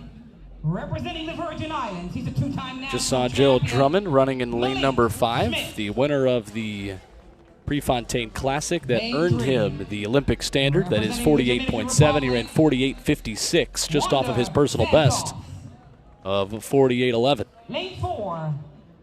The hometown hero, Shaquem Hall-Smith of the Bahamas, the 3-time defending champion of this event, representing the Bahamas in lane number 6. Aldrich Bailey of the United States looking to improve on a season's best of 48.82 that he ran at the beginning of the season at the Drake Relays. And on the outside, you've got Marvin Williams of Jamaica rounding out this field in the men's 400-meter hurdles. Our first individual event on the track tonight. Over the next 2 hours, everything from 800 and down. And a couple of 4x4s as well. Looking forward to a fun night here at Thomas A. Robinson Stadium at the NACAC New Life Invitational. Our first gun of the evening is imminent here in our first individual event. Yeah, we're starting off with a saucy one here with the pre-classic champion versus the Edwin Moses champion. So looking to see this. Shaquem Hall-Smith, the man with a personal best a few weeks ago. You will hear the roars as long as he leads from the fans here at the Bahamas. If he runs this race like he did in Atlanta a couple weeks ago, he's going to be out the whole way. He was in lane 8 and never saw another person in the race. Now at least he's got 2 people outside of him. Hopefully runs his own race still. Shaquem Hall-Smith sandwiched by Aldrich Bailey and Gerald Drummond. A clean start of the men's 400-meter hurdles, and over that first barrier, it is the hometown hero in Shaquem Hall-Smith out to the early lead. Down the backstretch, looking very strong, already making up the stagger on the American. Bailey to his outside, halfway home. And you see the long strides of Shaquem Hall-Smith now being caught a bit by Aldrich Bailey to the outside as Bailey simultaneous over the hurdles with Hall-Smith. They make the turn for home, and on the outside, it's the American Aldrich Bailey with the advantage, followed by Hall-Smith. Drummond rounding out the top three. This is still anyone's race. And the pre-classic winner, Drummond, with some speed late. He won't have enough to catch Aldrich Bailey, who takes the win. That's an impressive run by Aldrich there. Very consistent this season. He's been cranking out high 48s, low 49s pretty consistently. Looks like Shaquem Hall-Smith had a little bit of trouble at some of the hurdles there, had a big reach at hurdle number 7, which not only slows you down, but it kills your momentum. You slow down, you have to re-accelerate, and that's what fatigues you in the last 50 meters. And I noticed Drummond actually had a couple of issues as well, chopping his step at a couple of the hurdles. So A.J. Bailey took advantage of that, ran most consistently, and took the win. 49.47, Drummond second in 50.02, and Shaquem Hall-Smith rounding out that top three. And you see the difficulty of the 400 hurdles that we were just talking about a minute ago. This is always a difficult interview to do after a win. Yeah, and A.J. Bailey, or Aldrich Bailey, as most people know him as, I knew him as A.J. before, he was a 400 runner and decided to convert to the 400 hurdles. One relative of his was Tanja Buford Bailey. Tanja Buford Bailey is his aunt. She was number 2 all-time at one stage in her career. She actually, I believe it was at the 1993 World Championships, finished second, but was under the previous world record. So let's say hello to the third member of our team, Philippa Arnett-Willie, who is downstairs with our winner, Aldrich Bailey. It's okay. I'm happy that I'm back to be able to come here to the Bahamas. I haven't been in a while, and I was really good friends with Chavez Hart. I love my boy. I don't know if you guys can see, I got him on my sleeve. So I'm happy to come back, race in the Bahamas, and see this beautiful country. That's awesome. So again, we're here with Aldrich Bailey. So Aldrich, tell us what's your plans now between now and June 30th? How many more races? What's next? No more races. I was just trying to get one more rest buster before the trials, but we're going straight to trials. Trials are in 11 days for me, so get ready for it.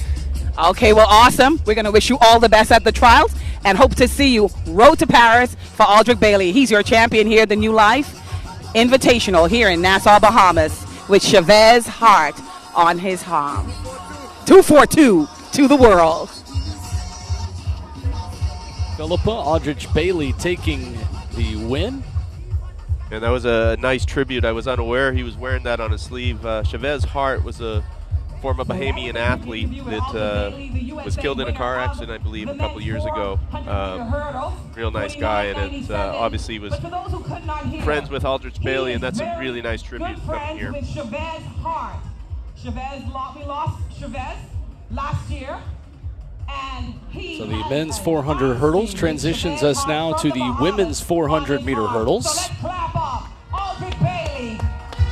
As the crowd will hear that story as well. We just heard from Philippa, and give Aldrich Bailey some love as well. Yeah, and I apologize. It was not a car accident. It was that he was actually shot and killed in 2022. But yeah, he was a real nice guy. I think he was just caught in the mix of something he was uninvolved in, and obviously came away very unlucky. But looking now to this women's 400 hurdles, there's a lot here at stake. Sage Walker on the screen right now is one of these athletes I mentioned before that's going to be a sneak attack, right? She is not in the world rankings, and people are unaware that she's about to enter the world rankings. So she needs this run here, and then 2 runs at her national championships will give her 5 that will put her into the world rankings. And Alana Jukic here as well is in the exact same scenario. She chose not to run the 400 hurdles at the Australian Championship. She chose to run the 400 to make sure she had her spot on the 4x4.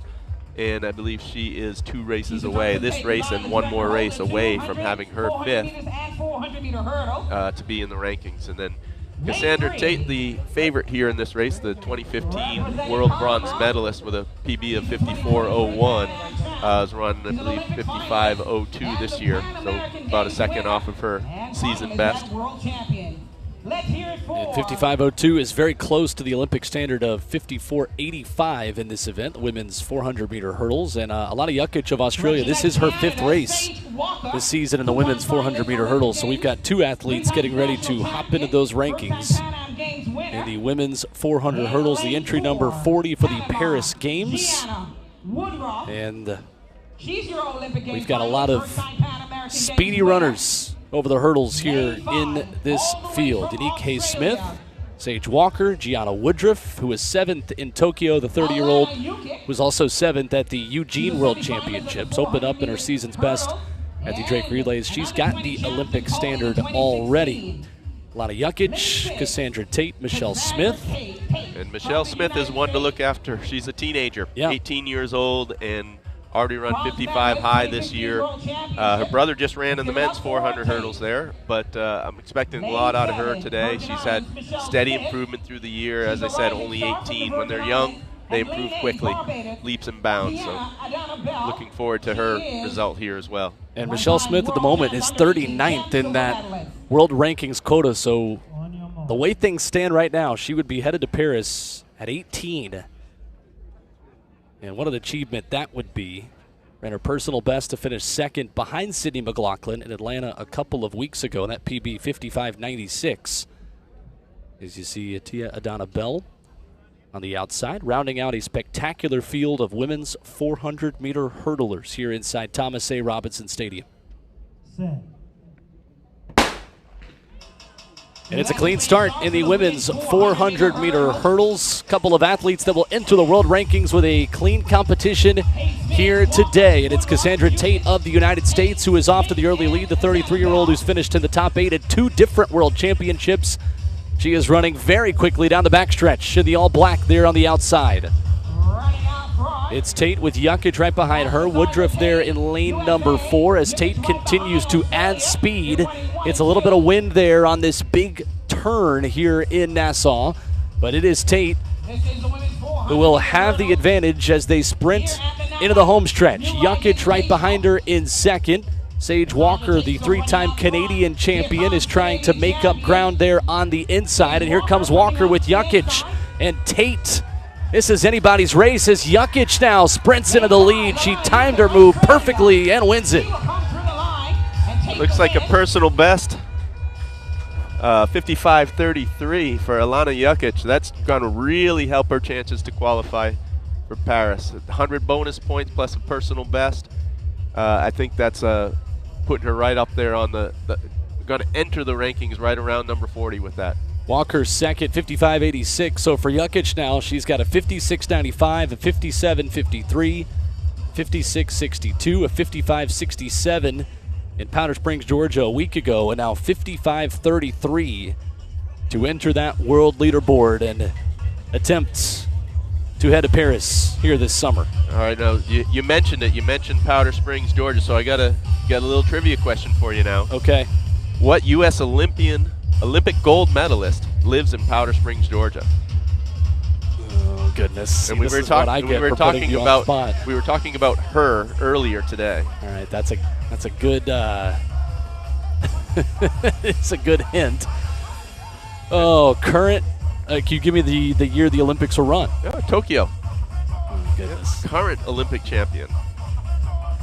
Currently training in Powder Springs.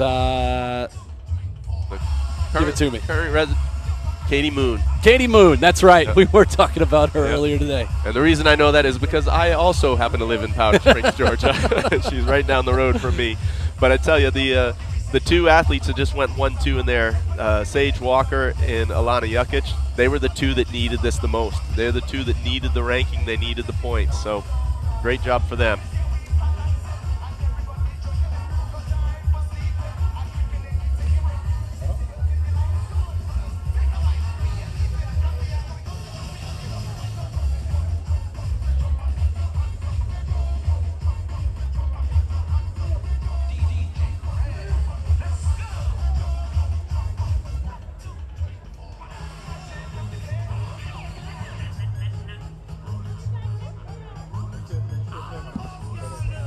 So that is the women's 400-meter hurdles. And coming up next on the track, we will have the men's 400, and that will be at 7:45 coming up in just a few minutes. And a special shout out to our volunteers who are getting the hurdles off the track and keeping things moving very quickly here in Nassau. I love the weather as much as it's humid, but I love the atmosphere. I love how everyone gets around each other. So lots more still to come here from Nassau. We've got a couple of field events to tell you about that will start in just a few minutes. 400 on deck. A quick break in our coverage here from Nassau. It's the NACAC New Life Invitational rolling right along here on a Sunday night.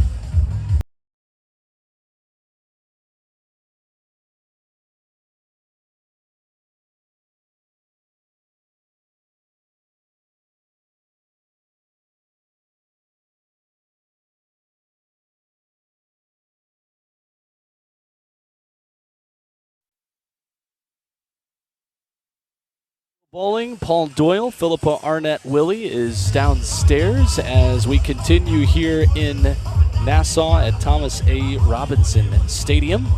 Got a couple of field events that are getting started here in just a moment. The men's high jump has 10 athletes in it, including 2007 world champ Donald Thomas, Luis Joel Castro of Puerto Rico, who is currently in that rankings quota for the Paris Games.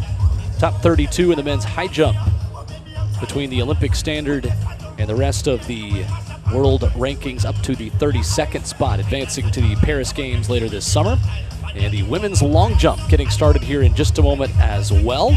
Paul, a couple of good fields in these field events that are going to get going here in just a few. Yeah, absolutely. I'm looking forward to these field events, filling the gaps between these awesome races. The high jumper that you mentioned, Luis Joel Castro from Puerto Rico, that's in the quota. I think he has a future in politics. I've had a lot of interactions now in Puerto Rico, and he is just sort of the ambassador of Puerto Rico in track and field, and everybody loves him. He's kind of like the equivalent of Vernon Norwood in the U.S., right? Yeah. Everyone loves Vernon Norwood. Speaking of that, his event is coming up. But Vernon Norwood and Joel is about the same.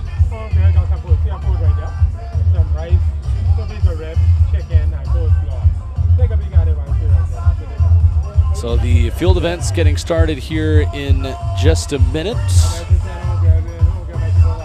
The men's high jump, the women's long jump. Tasana Hickling of Jamaica, 26-year-old three-time national champion, headlines that field. She is the defending Jamaican champion, and she is just outside of that rankings quota in the women's long jump. And that full field of 8 that is warming up close to the big crowd that is on hand here down the backstretch.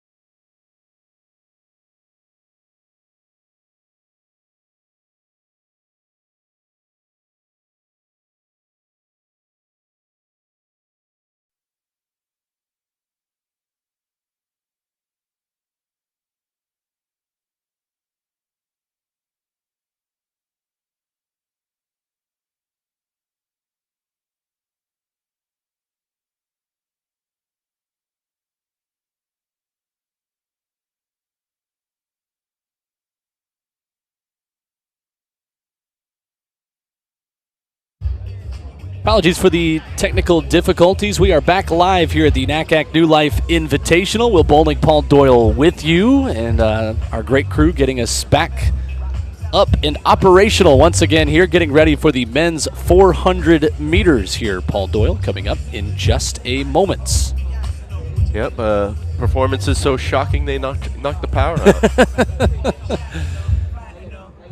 We said that a couple of our runners surged down the final stretch. I guess they caused a power surge down the final stretch where we are sitting. Absolutely. Well, luckily we didn't miss any events. We only missed a couple intros.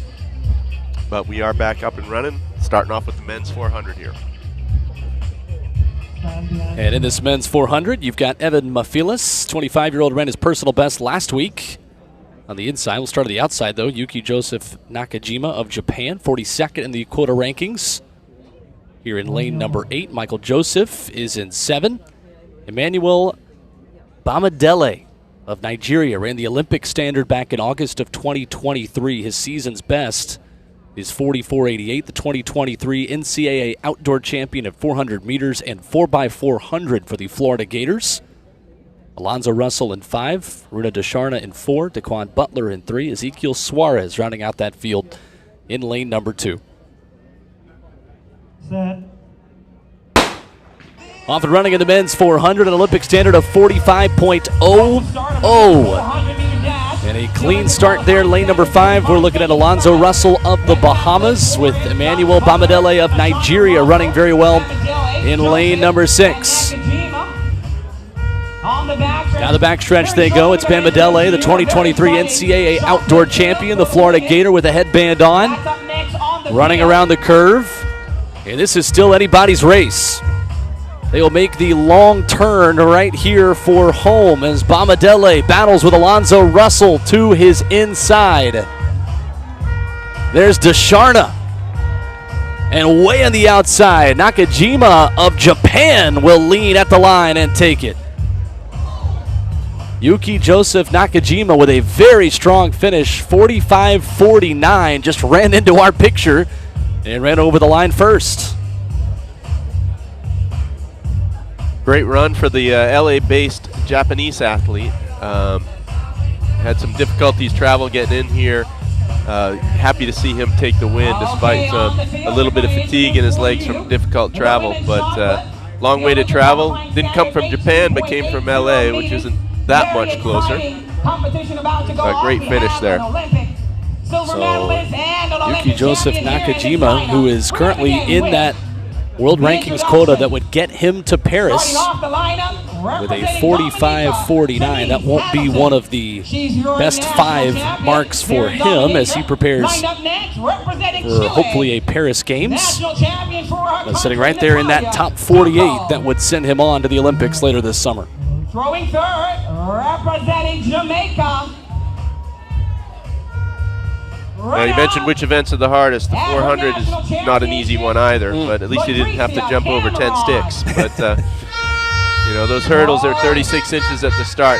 I swear they're 42 or more when you get to the home straight. But great run there for the Japanese athlete. And that is what the pain of the 400 looks like right there.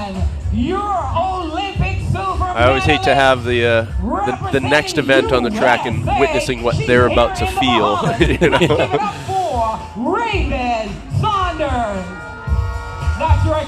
So we're getting in the stadium here inside Thomas A. Robinson Stadium. The intros for the women's shot put.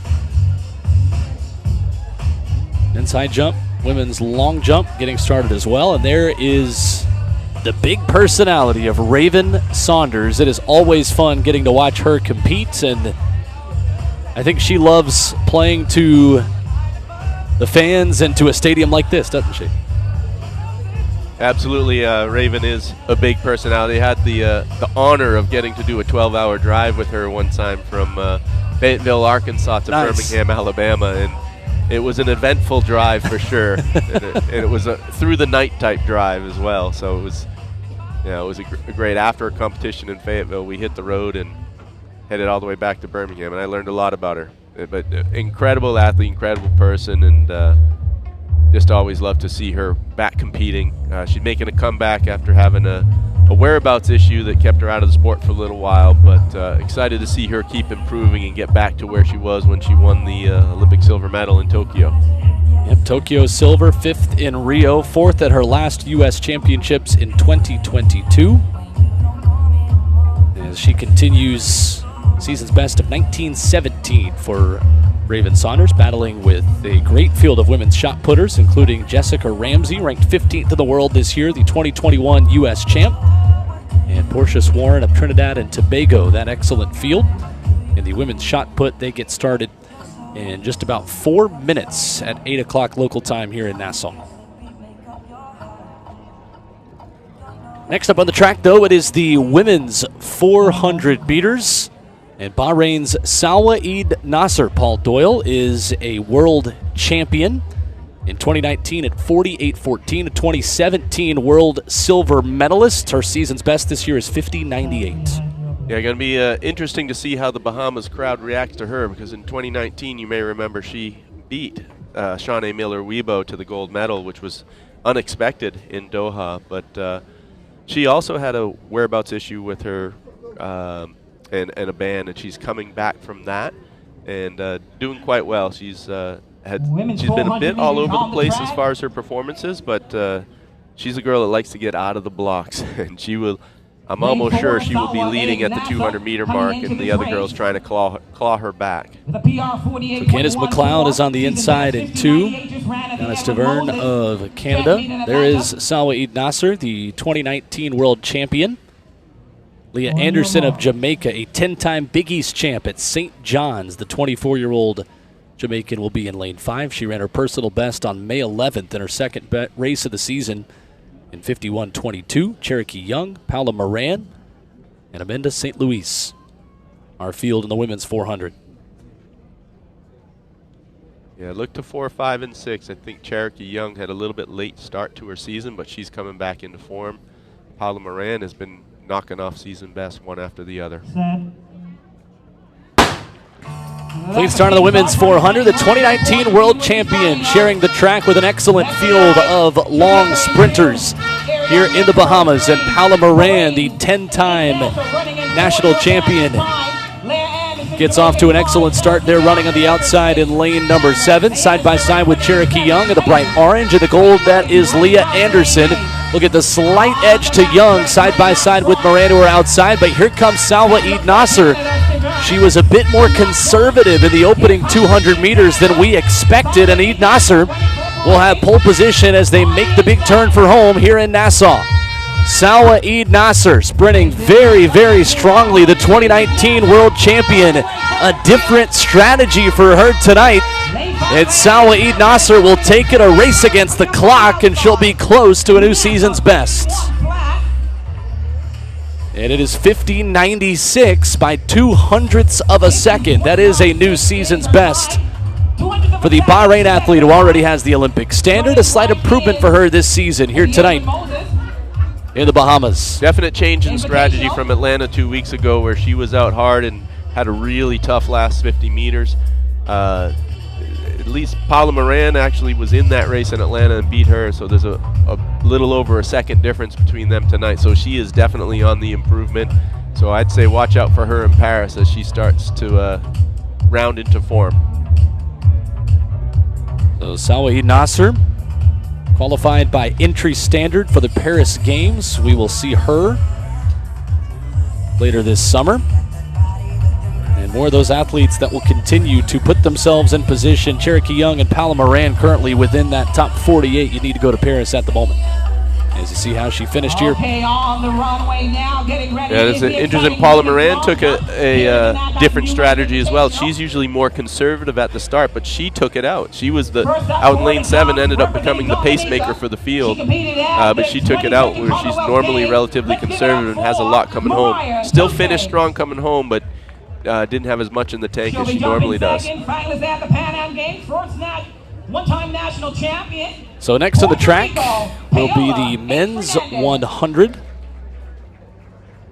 Jumping third, As more of our field events get started here as well.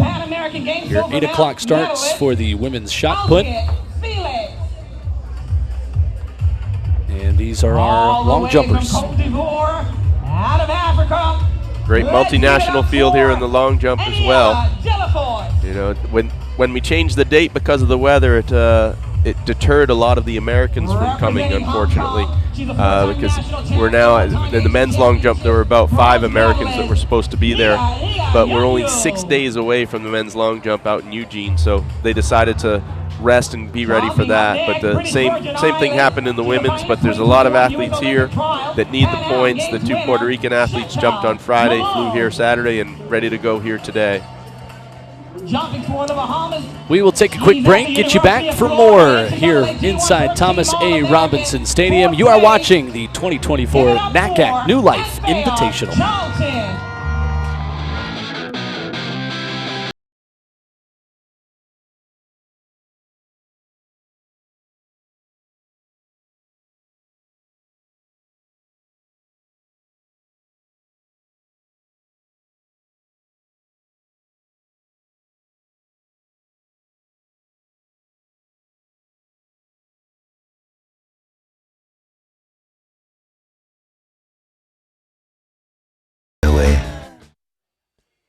Tell you what, Paul Doyle, that makes me want to go sit on the beach here in the Bahamas. Maybe ride a horse. Absolutely. Lenny Kravitz, I think he'll be out there, I'm sure. You go horseback riding today? I did not today. I did nothing but prepare for this meet today. But yesterday I did have a little chance to at least hop in the water and go for a swim. Well, here on the track, we have got lots of action still to come. And here is Raven Saunders, the women's shot put, getting started. Solid first row for Raven there. I think the COVID pandemic started a fashion trend for Raven. She stuck with it. And her masks have become more and more elaborate. So I haven't seen this one yet, the one that goes over the eyes, but this is, it's sort of become her trademark now. But love to see her always out here competing. Here you see the early schedule of events. That is Trinice Hamilton, Dominica. And the second half of our schedule, we've got 2 heats of men's hundreds, followed by 1 heat on the women's side. 1 distance event, the men's 800, coming up in just under a half hour. And then as the sun totally goes down here in the Bahamas, you will get some twilight sprinting. A big 4x400 for a couple of teams, and hundreds and 200s only after 8:40. And it is incredible, Paul, how late it gets dark here, because sun still has not completely set. We're kind of in the twilight area of night here at 8 o'clock, and still got a little bit of light left. Yeah, absolutely. I think we're about 186 miles east of Miami. Yep, not to be exact. But so you figure, I don't know what that gives us, an extra 20 minutes or so of sunlight. But yeah, we've got the great lights out here anyways. I always love the twilight hours, and as things calm down, it's my favorite time of day, and I think it's also the time of day you get the best performances. So hopefully that's going to continue tonight. I do notice that the flags are, every one of them is pointing in the right direction in the stadium, so we should have a nice little tailwind for all the events, but not too much of a tailwind, I think. I think it looks like it will stay under the legal limits. So looking forward to some fast sprinting. Always a very big deal as a high school runner, the first time you go from every meet is at 9 a.m. or at 10 a.m. and then all of a sudden you're asked to run at night for the first time, was very exciting for a young 16-year-old Will Bowling at one point. Oh, absolutely. So those lights are on, and it is almost time for some men's hundreds.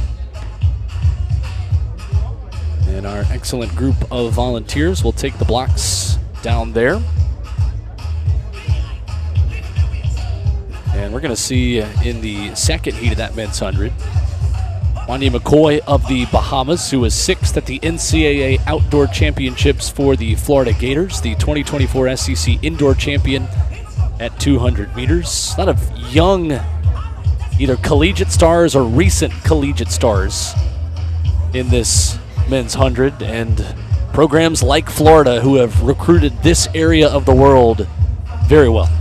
Oh, absolutely, and it's paid off. I know last week Coach Holloway won another title and another runner-up position. They won the men's title with one of the lowest point totals ever. Right. And then Very competitive. Yeah, and then we're second place in the women's to an incredibly strong Arkansas team. Chris Johnson and his brother Boogie Johnson doing an incredible job there with the sprinters and hurdlers. 4 women on their squad under 50 seconds, which is unbelievable. The girl who finished 4th ran a time that would have been the collegiate record just 3 years ago. Crazy. Yep. And they smashed the record in the 4x4, as you might imagine. Oh, yeah. It is incredible. It does seem like Arkansas and Florida are those 2 NCAA teams that consistently recruit in the Caribbean better than anybody. Yep. Those are the 2 teams that are consistently winning more championships than anybody as well. Yep. Throw LSU in that mix, Absolutely. too. Yep. Good yeah, call. Yep, they've got a lot of Jamaicans on the team through the years at LSU as well. This is Tiffany Huey in the long jump. I know Tiffany's not her official name on the sheet, but that's what she goes by when she's talking to Americans.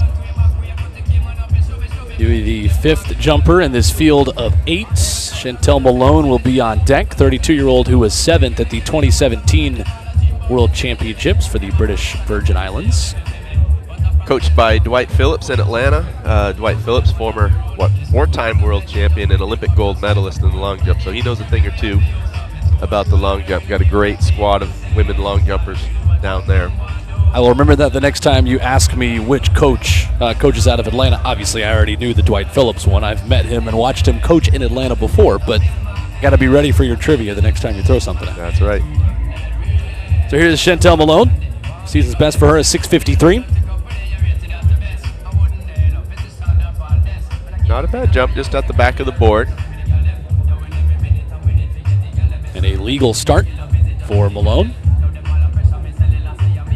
She's a well over 7 meters at her best back in a few years ago when she jumped. I believe it was 7:08 in that That's range right. there. But so lots of talent there. Long legs can tend to lead to long jumps, so she certainly has that. Here you see the perfect picture of our setting here inside Thomas A. Robinson Stadium in Nassau. National Stadium right next door where the World Relays were just held. And Thea Charlton of the Bahamas is up next. And here you go, another Florida Gator. Another Florida Gator and another trivia question. Who is her sister? That would be Devin Charlton. You are correct. Devin Charlton. Got one right. The world record holder in the 60-meter hurdles and world indoor champion this past year. 4th at the NCAAs. Thea Charlton. For the NACAC New Life And Chantel Malone opened up in 6:07 just a moment ago. And a clean jump for Charleston on her, or Charlton, I should say, on her first jump. For the men. That will be followed Yeah, by that Charlton the family is incredibly involved in track and field here in the Bahamas. That will be an exciting lineup as well. The mother and father both coaches. Actually, the mother, Lauren, was The start worked at with your Pauline 100 Davis meter at men. McDonald's when they were both teenagers. Wow. And went on to incredible Finals athletic heading up. feats and administrative careers in the sport.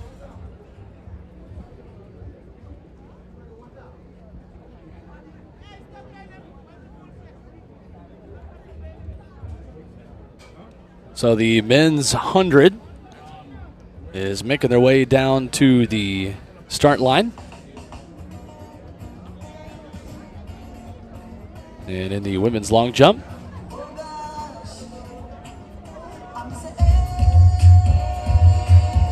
we are still in the early stages. Dominica starting off with the jumps. That's Mariah Toussaint. She'll be followed by Puerto Rico, Paola A. Fernandez.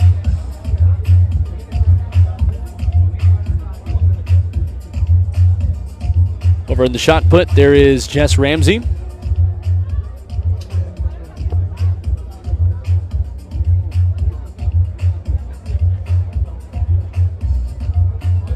Still the first couple of throws in the women's shot put competition. See if we can get a Reading on this one would be the second throw for Ramsey. Number 15 in the world this year. And that would bring Raven Saunders up next. 18:05 there for Jess Ramsey, has season's best of 18:83. Best personal best of this field of 20 meters 12. At the men's 100 meters here. And there is Saunders. Second throw. Your competitors running in lane 1, representing Trinidad and Tobago. He's a national champion, Commonwealth Games silver medalist, and a NACAC under 23 champ. And Saunders will just be on the outside. That 18-meter mark took a beating. Yeah, I once was told by Christian Cantwell, one of the great all-time shot putters, that when an athlete actually throws their best, it should be just down that left side of the sector, but not quite that far out. But I know Reese Hoffa, who was one of the best ever, 9 years in a row ranked top 3 in the world, he used to throw out at the University of Georgia, and if you looked at the left side of the sector, there was a massive divot there from all the throws he had put through the years out there. Lane 4, representing the Bahamas. He's a 2-time Bahamian national champion. So we've got 2 sections of the men's 100. Silver medalist. And the faster of the 2 heats will be the second one. Give it up for the Bahamas. Samson Cobra. Lane 5. He's at Texas Tech. Ranked 62, 2021, 3-time national champion, 3-time NCAA indoor champion, Terrence Jones. Lane 5. So we are expected to see here a group of 7. Representing Jamaica, Ashley Smith. Got Keon Benjamin, Isaac Joseph, Samson Colebrook, Terrence Jones, Ashani Smith, Darren McQueen, and Carlos Brown. Lane 7. And Samson Colebrook is the 2021 Bahamas champion. He's run 4 wind-aided races this year, a 10.2 season's best last year in Nassau for the man representing the home country there, Samson Colebrook, in lane 4. Carlos Brown Jr. Those are your B finalists in the men's 100 meters, lined up and ready to go. And Will, the Bahamian people take their track and field serious. I know I was talking to one of the taxi drivers on the way over, and he said it's their #1 sport. And to prove that, I've just been informed that the Prime Minister has arrived at the stadium. Wow. Yep. Outstanding.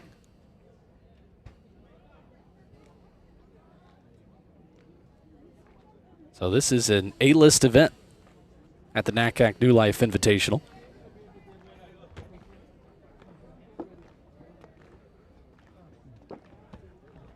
And it looks like we've got maybe a little bit of conversation about who goes in what heat here. And I was curious because a runner in lane 1 that's not on my list, that's Jazeel Murphy. On your Is it? marks. Oh. Who is here in this field. So Murphy will run in lane 1 in addition to the field of 7 we told you. A full house here in the first section of the men's 100.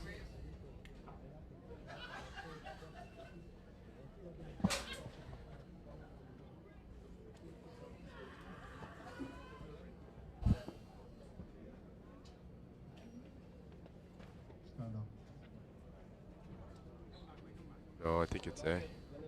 Well, no, it's Colebrook. Yeah. So Benjamin, Joseph, Colebrook, Jones, Smith, McQueen, and Brown. And Jazeel Murphy, the late addition, the Jamaican, running down there in lane 1.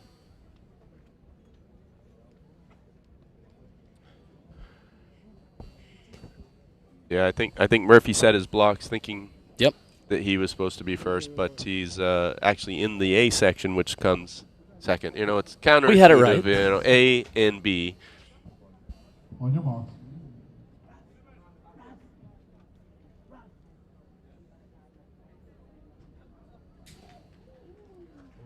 So this is B section of the men's 100. Ready to go.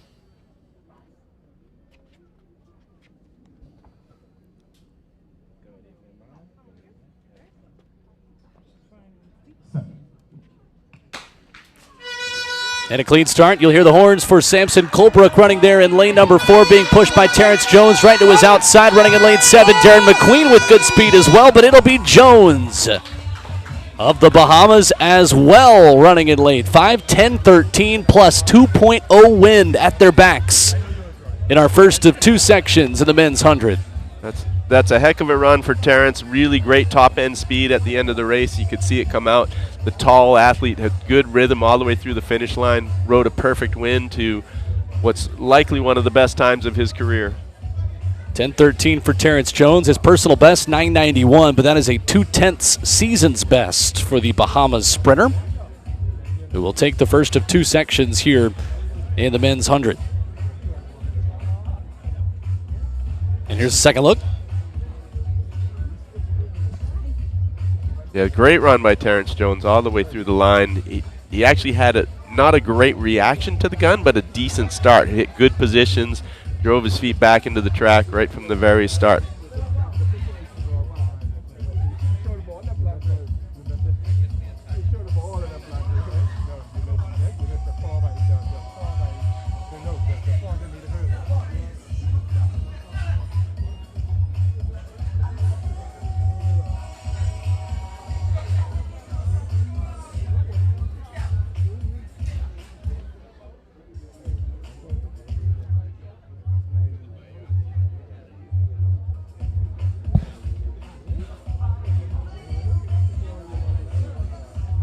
So Terrence Jones is the winner with 1 section down and 1 more to go. And you'll see some excellent speed, young speed. McCoy Brathwaite, Omari Lewis, Swanya McCoy, Devin Augustine, some of the young sprinters on display in the A section of the men's 100.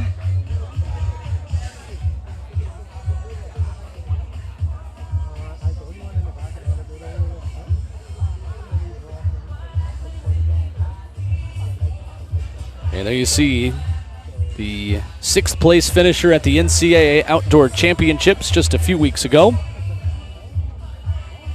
Wanya McCoy of the Bahamas running on home soil, wearing that Florida Gators singlet. The 3-time defending national team champions in the NCAA on the men's side.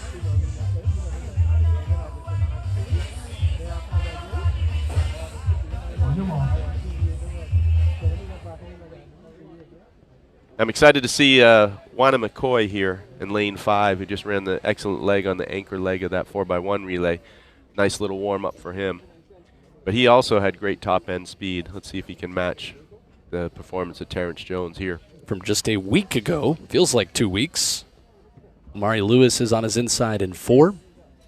The Liberty Flames sprinter, and Devin Augustine, the Big Ten champion from Minnesota, is in 6.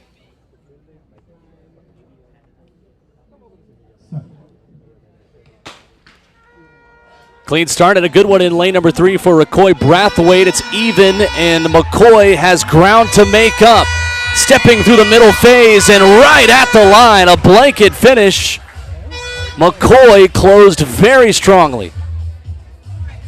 Yeah, just like his countryman Terrence Jones in the last heat. Great top-end speed for McCoy there, just like he had in the 4x1. Speed kills at the end. The top-end speed, you know, the guys like Noah Lyles, Andre DeGrasse, they all have it. That's what you want. That's what wins the races. Everyone works on the start, but the guys who come through with the top-end speed are the ones that tend to win the races. And look at that. We had another perfect win, 2.0. Still waiting on times. Oh, sorry, realizing that's the previous heat still showing up there with the 2.0. The suspense builds.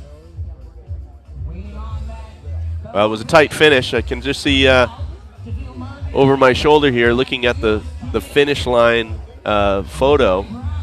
That's going to take them a little while to sort it out. Yeah, they are still looking at it. I think the first place was pretty clear, but there's a lot of confusion as to the other places. But here's the replay. Yep. About as close as it gets. I mean, take your pick here. Looks like McCoy did just barely get it, and there it is, 10:06. Wind legal for Wanya McCoy, just off of his personal best, but look at how close those results are right after him. Yeah, 10:06, 10:10. 4 thousandths of a second. Now you know what took so long. Yeah. So the Florida Gator on home soil defends his home turf, and he'll take a victory lap.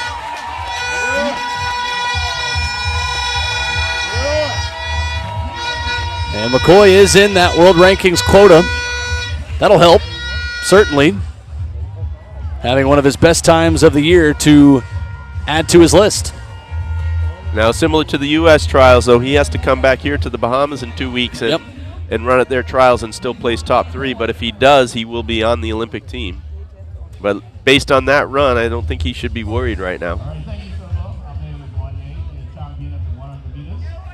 So that concludes the men's 100, and the women are ready to go up next.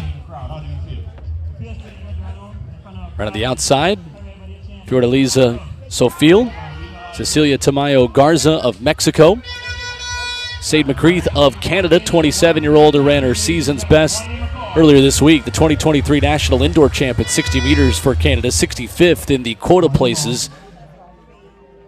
Vladimir Torres of Puerto Rico, the national record holder of Puerto Rico in 11.2 and 5. Joella Lloyd, who ran the Olympic standard in May, 11th fastest runner of the NCAA champions competing for the University of Tennessee. Camille Rutherford, Anthea Charlton, and Muriel Ahore Demps, the veteran from Ivory Coast, there on the inside.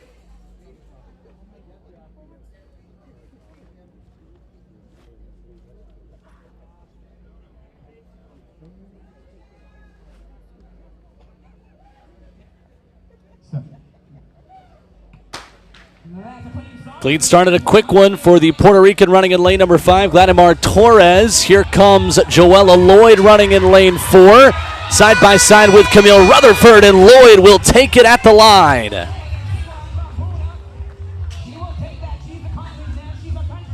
A great run for Joella Lloyd, the Tennessee Volunteer who has that Olympic standard, 11:15 wind legal. Yeah, as you said, great start for Torres, but coming over from Puerto Rico yesterday, a little bit of fatigue in the legs didn't help her finish the race too well. But great performances there. Camille Rutherford in second place, coming up strong. Ahore Demps with a massive season best. Very talented athlete at her prime, but getting up there in the years. But she's been improved by about more than a quarter of a second in that race right there. It came in at 11.3. As you see another look. Renee Sunshine Davis. We ask everyone, please, have a moment of silence.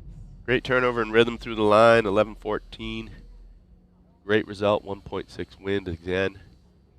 Perfect conditions here.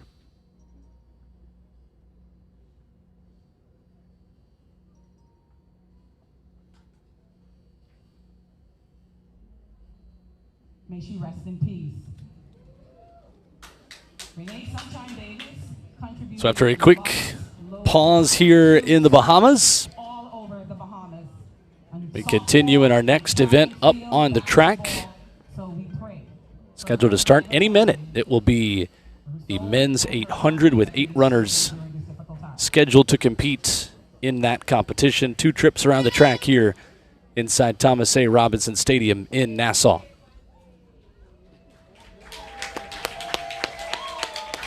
And you hear the crowd cheering as Wanya McCoy comes up here to greet the Bahama royalty sitting over here near us.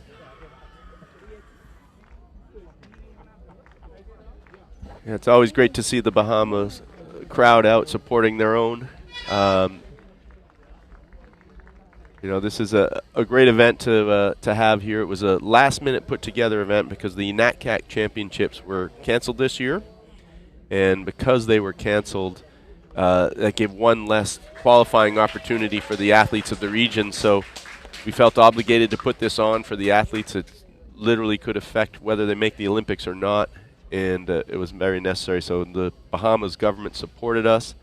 Department of of sports and culture came on board in support of this event to make a great event and an opportunity for these athletes to get to Paris. Mentioned Prime Minister Philip Davis, all of the folks with the Bahamas, Bahama Tourism being great partners for this event, the NACAC New Life Invitational, allowing these athletes to, kind of like we said, for a lot of this part of the world, have a semi-Olympic trials here in front of us tonight with an hour left in our competition and lots more running and jumping still to come. Yep, absolutely. And it's a great opportunity for athletes in this part of the world, but also open the doors to the rest of the globe, with Australia and Hong Kong and Japan making their way out here. Getting ready on the track here on the stage. So up next on the track, it'll be the men's 800.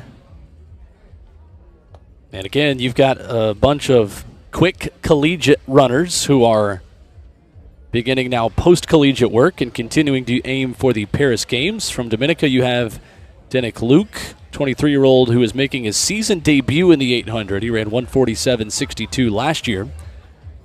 You have Jose Francisco Murcia Cruz, Joel Forbes from the Bahamas, and a personal best that is from earlier this year of 149.29.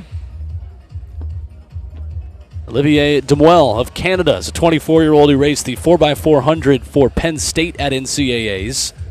Ran his collegiate personal best in the prelim of his Big Ten Championships run earlier this year, 147.29. There is his Penn State Nittany Lion teammate, Handel Robin, who will be right side by side with a man that he has shared the track with many a time up there in State College. Robin, 46th in the world rankings quota with a best run this year of 146.08 to go with his full season workload. And Luis Peralta right there will be in 5, just finished his sophomore year at Oregon in the prelim round of the NCAAs. Ran his personal best in the Pac-12 prelims in 2021 of 146.13. And right there to his inside, you see Joel Forbes. You see our entire field in the men's 800. And a good group. Yeah, absolutely, and we could have the answer to your question, because one name that does not appear on the start list down in lane 2 is Marvin Williams, the Jamaican 400-meter hurdler that's pulling double duty and coming back to run the 800. He will just be the pacemaker, but he might be able to tell you how difficult this event is after running the 400 hurdles. Great point. Yep, but he's supposed to take the field out in about 51.5 through 400 and try and go all the way to 500 meters. Setting this up for a 145 race. Olympic standard 144.7. That's blazing fast. It is. That's the point, but it is certainly. Yeah, it was a couple years ago, World Athletics changed the qualification system, that it's no longer just an A standard and a B standard, and it's not all on times. It has this world ranking system to determine who gets to go. They want to encourage athletes to compete at the bigger meets to get the sport more exposure. So that's the incentive behind it. But it's also made it a little bit difficult for some. There's a lot more. You need a lot more involved in getting the qualification than there used to be.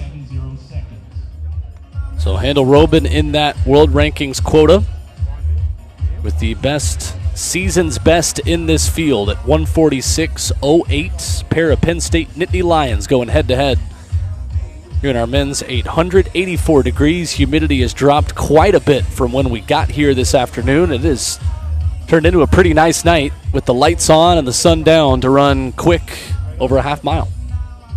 Absolutely. The sun went down rather quick. It did. And it got pretty dark here, but these lights are beaming as you know, this is the warm-up track, so they haven't really spent a lot of time keeping the lights up. So the past 2 days, the workers have been out here replacing light bulbs and making sure we have enough lighting out here. And it looks excellent.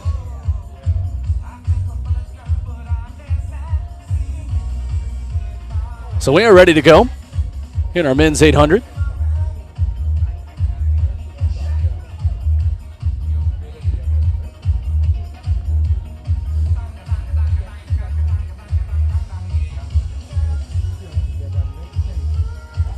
And trying to figure out what the delay is here. We are just like you.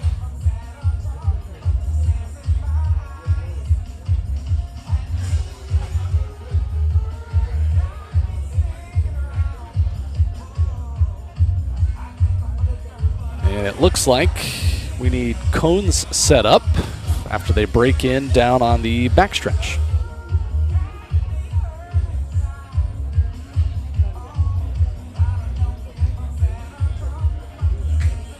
As men's high jump continues over there on the first curve as well.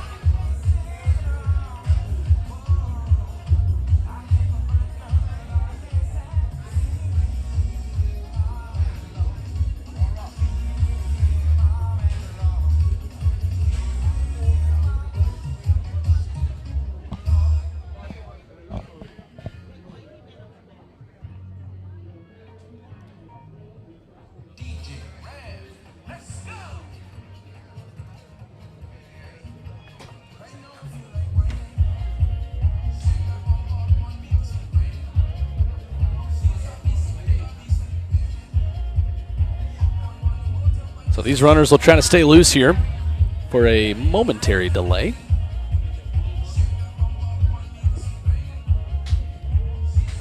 A delay that will be over here in seconds as they'll run the cones over there. Volunteers continuing to work hard in the heat and humidity themselves.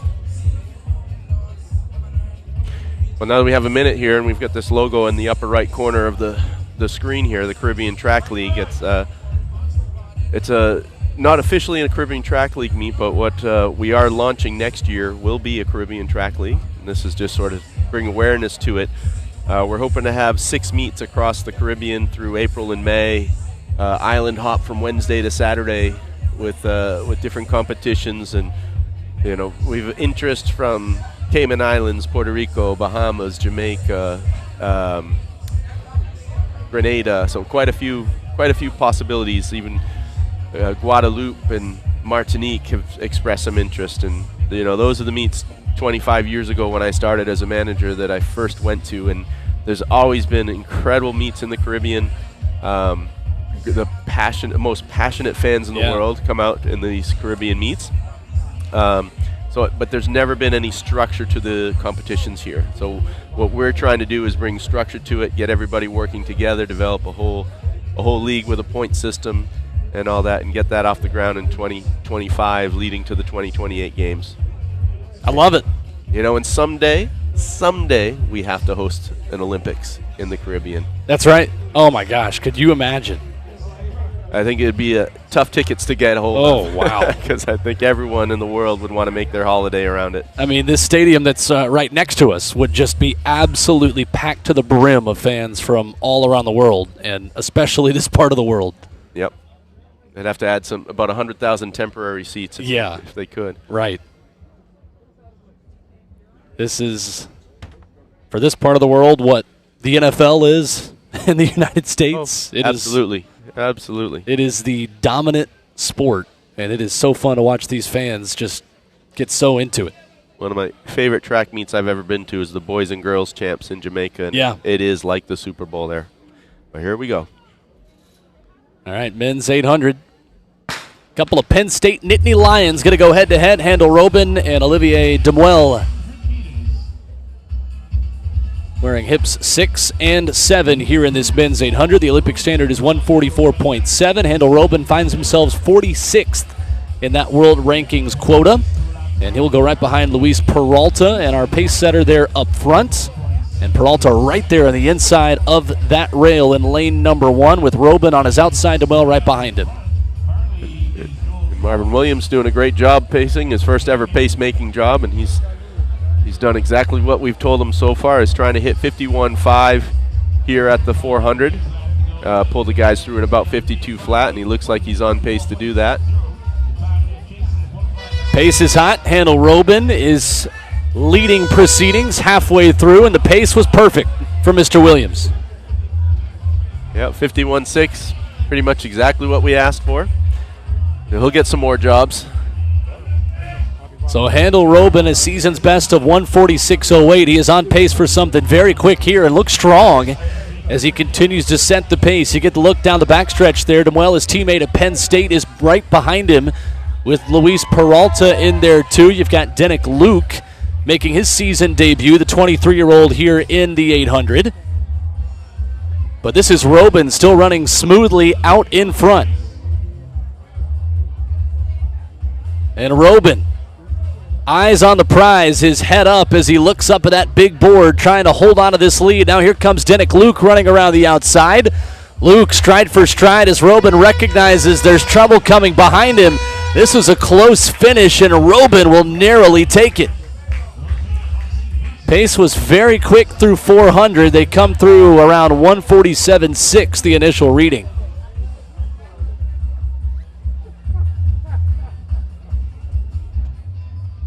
Well, these guys are all still on their feet, and the 400 hurdlers were on the ground. And that might 400 hurdlers. Yeah.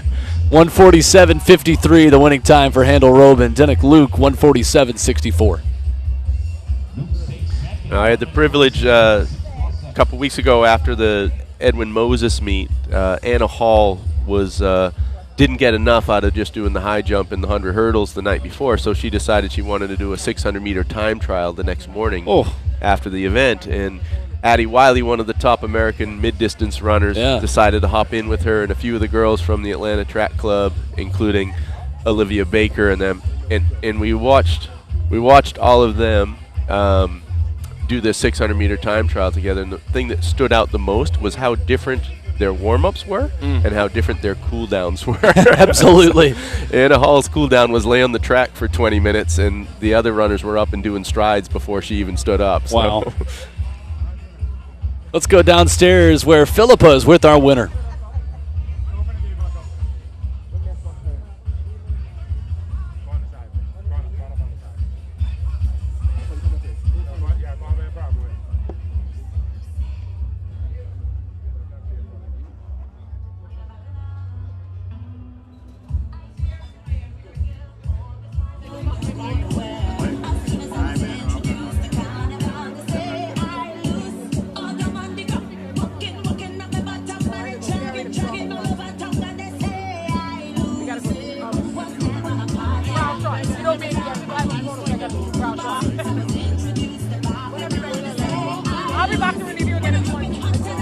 Guys, for the technical difficulties there. Let's see if we can back to Philippa in just a few minutes. After our men's 800, and Handel Robin with a great run there to take it. The women's 100-meter hurdles is on deck. And right in the middle of the track here, Paul, will have a great battle. Charisma Taylor is the hometown hero, got the Olympic standard in mid-April. Another Tennessee lady volunteer who was 6th at the World Indoor Championships in the 60-meter hurdles. Yeah, I love the 100-meter hurdles, one of my favorite events. Karen Nugent, who's competed rather sparingly this year, is one of the best ever to do it in NCAA's PB, I think, 12:36. Winner of the NCAA championships against Masai Russell, some of the best ever. Yeah. And then Paula Vasquez, the one I mentioned earlier in the program, huge Olympic qualification implications here. She ran at her national championships 2 days ago in a downpour and unfortunately didn't get to help her score. But she has a huge opportunity here to improve her score or even hit the qualification time. She has a 12:91 PB from this season, and she needs to hit 12:77 or get in the rankings quota. So, yeah, really exciting race here. Kayla Robinson, also a perennial sub-13 girl. Looking forward to some great performances tonight. The NACAC New Life Invitational continues. There have been a lot of excellent athletes to compete at the NACAC level. Take a look at this as we get you ready for the hurdles.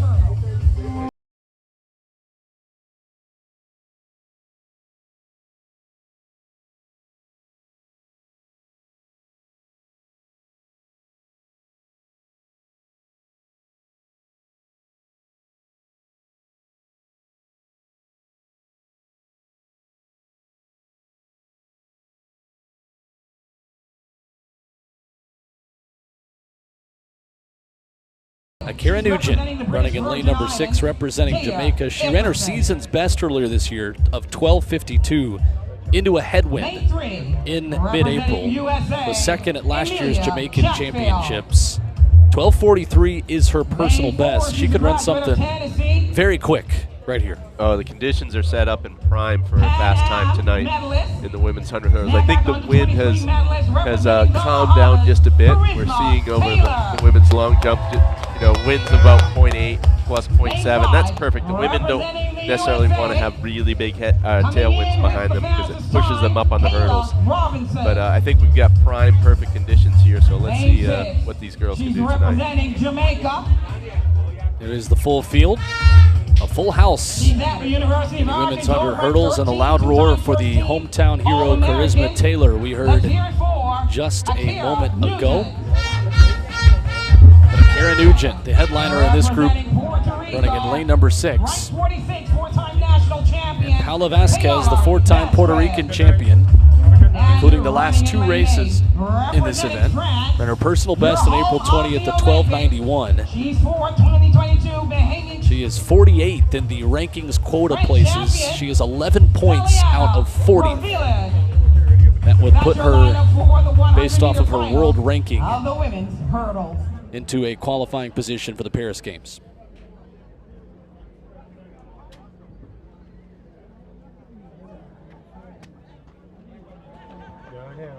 And the time that Paula Vasquez is trying to replace is 13:44 in her 5 average in the qualifying period for Paris. That should be well within her reach in these conditions.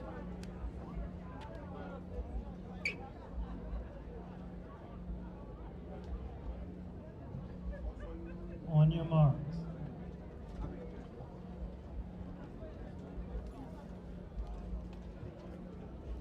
So Kara Nugent of Jamaica, the runner to watch in 6, the 3-time NCAA champion for Arkansas.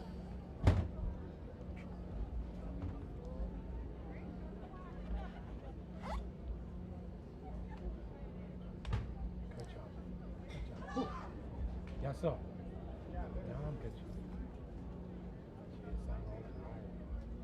Set.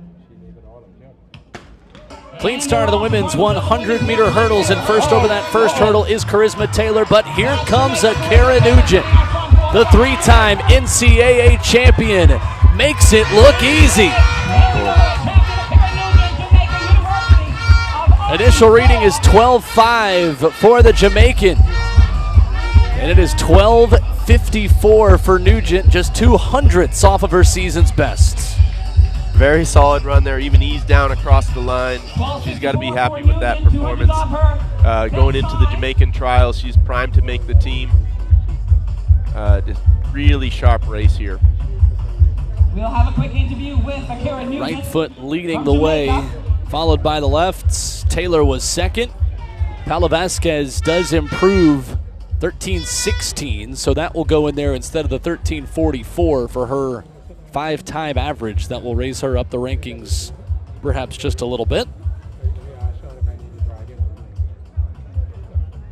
And in the women's 100-meter hurdles, it is Nugent. Like we thought might happen. Who takes it?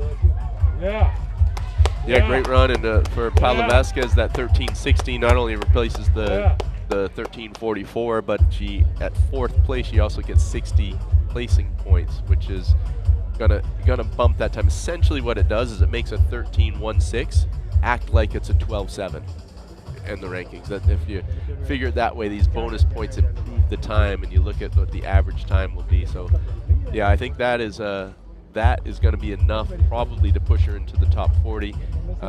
We have to see how she does over the next 2 weeks, because the close is June 30th. That's when they make the cutoff and make the decision on who has qualified. So a lot can happen in these final couple weeks here. A lot of national championships will happen. A lot of other races in Europe are starting to take place as well. So it's all speculation at the moment, but it can happen. And let's go downstairs to Philippos with our winner.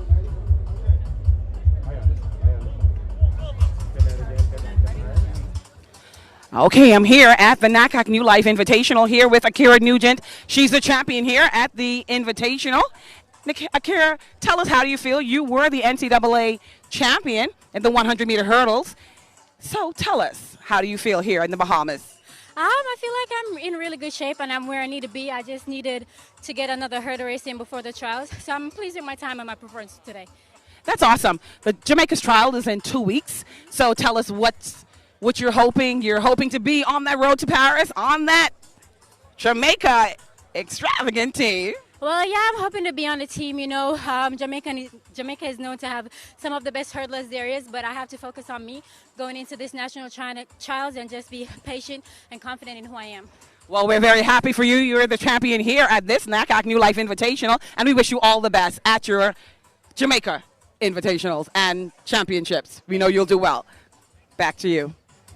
All right, thank you so much, Philippa. Karen Nugent. I tell you what, those Jamaican athletes especially, the margin for error is just so tiny, especially in the hurdles. And I don't want to manifest anything or put anything into the universe, but you hear it right there just saying there's still a lot of work to be done. Oh, no, it's unbelievably, what do you call it, razor sharp, the differences it can make. The biggest example I can bring up is Danielle Williams, last year's world champion. She's a 2-time world champion, won Worlds in 2015, and then she won again in 2023. She's never made the Olympic team for Jamaica. It's crazy. Yep. One of the best hurdlers of all time, yet she's never been able to get on that team for Jamaica.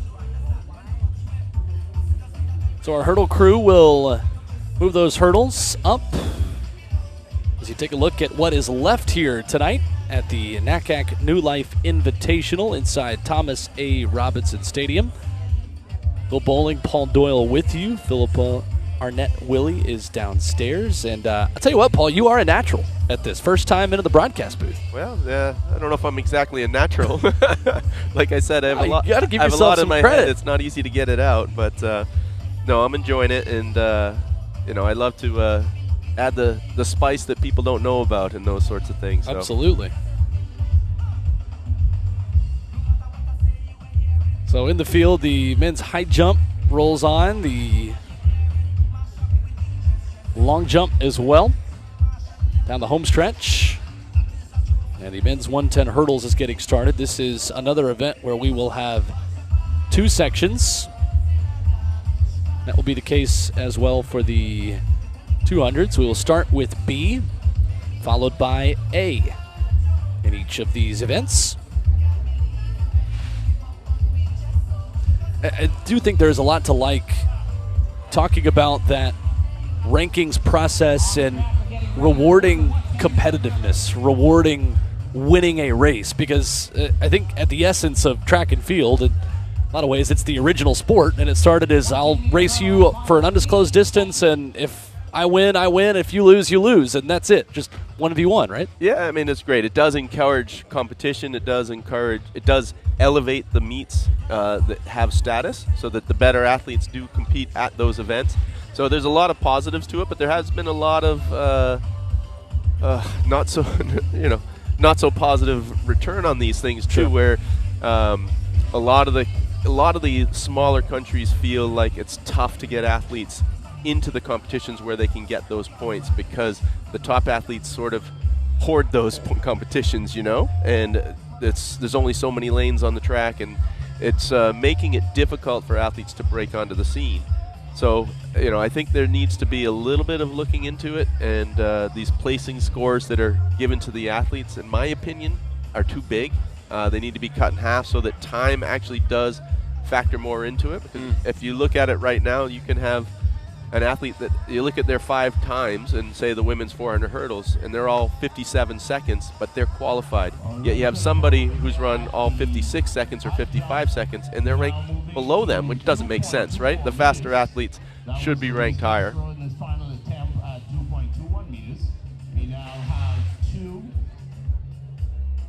Yeah, it is certainly a delicate process. You talk about the smaller countries having more opportunities for competition, hence the Caribbean Track League. Exactly.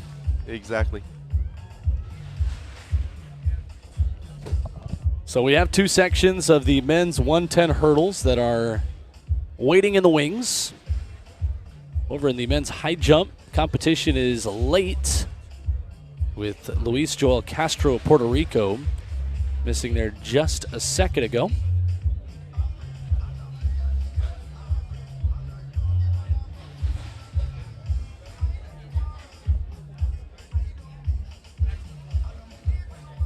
Here's women's long jump and Mariah Toussaint of Dominica.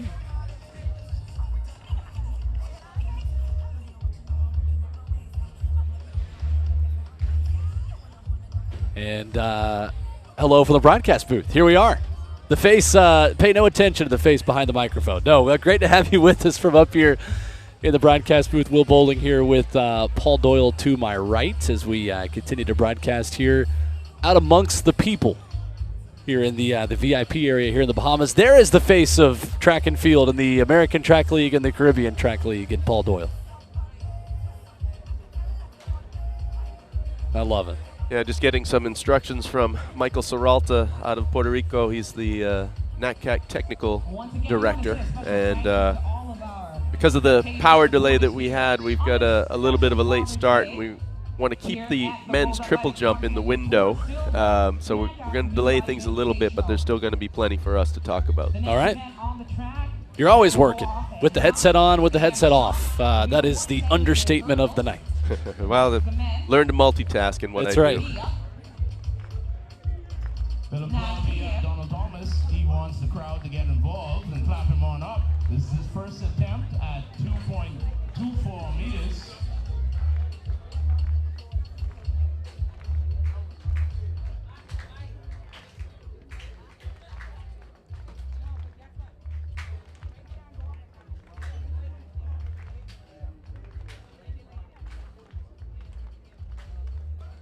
There you're looking at Charlton again on the runway. You know, 4x1, 100 meters, long jump. She does it all. She's again from that Charlton family. You hear the roars of the crowd. Actually, for Donald Thomas, that's right. High jump. 2007 world champ, 7-time Bahamas champ.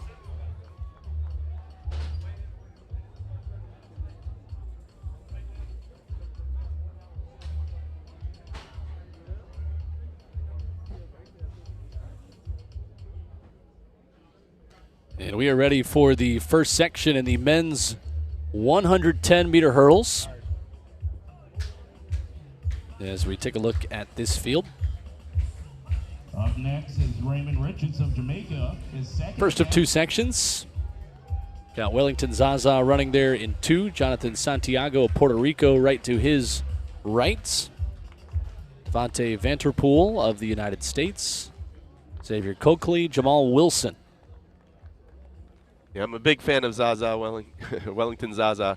He's actually has 3 citizenships. Wow. Yeah, he's Liberia, United States, and Switzerland. But he's opted to run for Liberia, which makes me a happy guy because I will be with Team Liberia in Paris. So get to spend a lot of time with Wellington in Paris. Runners in 2, 3, 5, and 7. Zaza, Santiago, Vanderpool, and Wilson.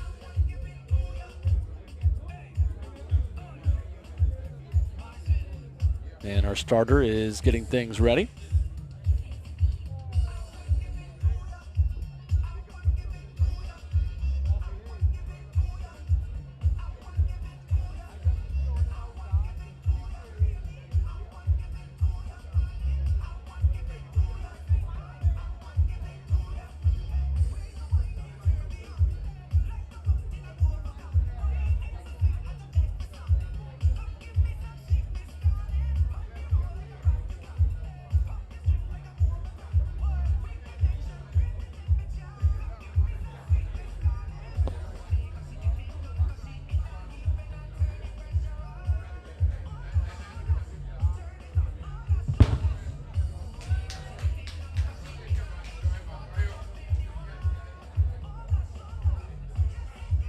So again, 2 sections.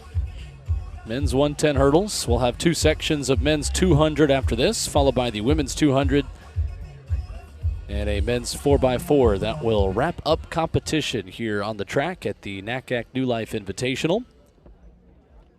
This is the opening section, the slower of the 2 heats of the men's 110 hurdles.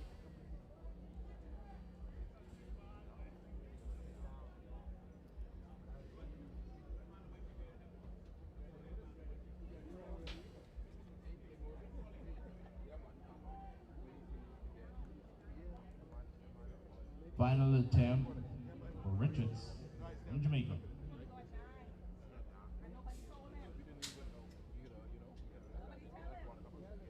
Set.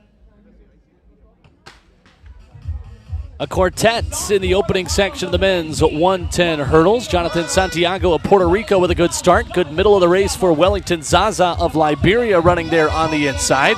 Here comes Devontae Vanderpool late, but it will be Zaza side by side with Santiago. That one's too close to call. And Zaza gets it 13:79, just barely wind legal. And that is a big season's best for the Liberian hurdler.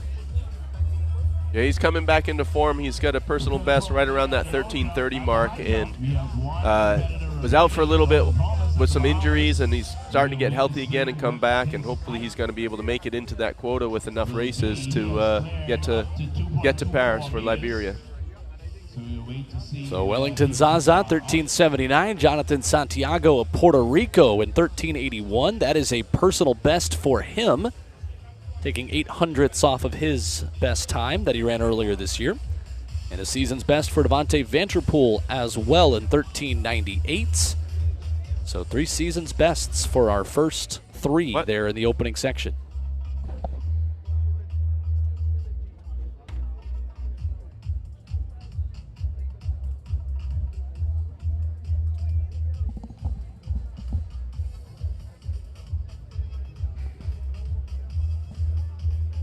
So our faster heat of the men's 110 hurdles is on deck. Top 40 in the rankings quota. That's where you need to be in order to move on to Paris. Olympic standard is 13:27 in this event. Good field here. Yeah, absolutely. Looking to see Damian Thomas improve his season best. He's a 13:11 personal best, so the fastest personal best in the field. He's made the Jamaican Olympic team the last time, as we just talked about how difficult that is to do. He actually beat the Olympic champ at the trials, which is impressive. But he hasn't really found that form for a little while now. He had a great indoor season this year, won many races over in Europe, which he hadn't done yet, and has come back this outdoor season, had some calf injuries pop up. It was in Bermuda in the warm-up area and did a start and caught a calf cramp, and you know, hit the meat of the season, you try and come back too early and you set yourself back again. So that's what has happened to him. So this is his first race since April. So coming into the Jamaican trials, he's going to need to find some form rather quickly. He will be in lane number 8, running there on the outside. Rasheem Brown will be right to his inside in lane 7. He is 66th on that quota list. 24-year-old hurdler who started his career at North Carolina A&T, finished at the University of Tennessee. There is Antoine Andrews of the Bahamas, 21-year-old who was the World Under-20 champ in 2022, a Texas Tech Red Raider who ran the 4x100 at NCAAs with Texas Tech. As you see this field getting ready, and Ken Mullings back once again. He's been a busy man today. Yeah, 6 long jumps, twice as many as he's used to taking, and now coming over here to the hurdles. 29-year-old Colombian champion in 2021, Johan Chavera, is in lane number 5 here in the white singlet with the black shorts. He is not ranked this season. Still trying to get to those 5 races in the eligibility period for the Paris Games. Does have a season's best that is fastest in this field, though, at 13:49. Antoine Andrews has also run that this year. So a lot of young, talented sprinters here in this group. LSU Tiger on the outside. And Damian Thomas from Jamaica. This one will start in just a few minutes, as our field looks to be ready to go here very shortly.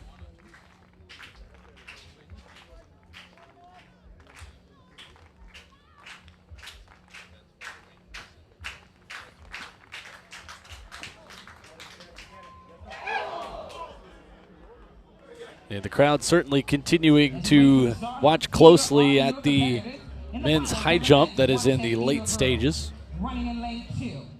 And the Bahamas athlete, Donald. Called him that for a while, but back when he won the world title, everyone was surprised because he never wore high jump shoes. He always wore sprint spikes, and I couldn't imagine jumping in without heel spikes. And that's the thing. He had a very atypical style in the high jump, and I remember when he won the world title, he beat Stefan Holm, who was one of the most unbelievable technicians in the high jump. He was the guy who holds the world record for jumping the highest over his own height. He was relatively short for a high jumper, under 6 feet, and still high jumped over 240. But it was amazing. The two of them battled for the title, and one was the most beautiful technician you'll ever see, and the other one was the most off-the-wall technique you would see. So I can't imagine the calf strength it would take to do that. Oh, I know. Because the high jumpers use that centripetal force of running a turn to apply that into vertical force, and you can't do that if you're not planting your heel with heel spikes, right? So Donald would just somehow come in and almost stutter step his way in and just power off the ground through his 4 foot only. It was impressive. Incredible. Men's 110 hurdles appear to be ready from inside out.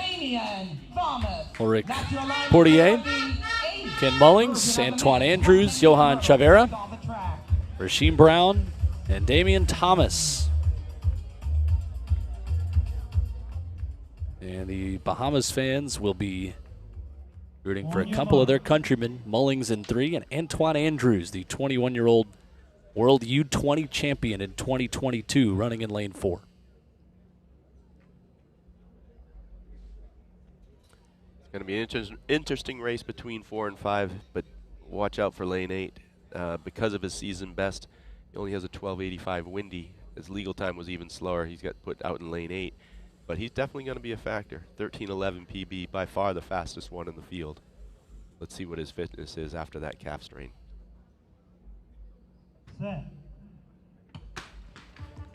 Clean start at Damian Thomas. The Jamaican is out running well in lane number 8. Middle of the track, Antoine Andrews from the Bahamas running in lane number 4. Thomas is fading back.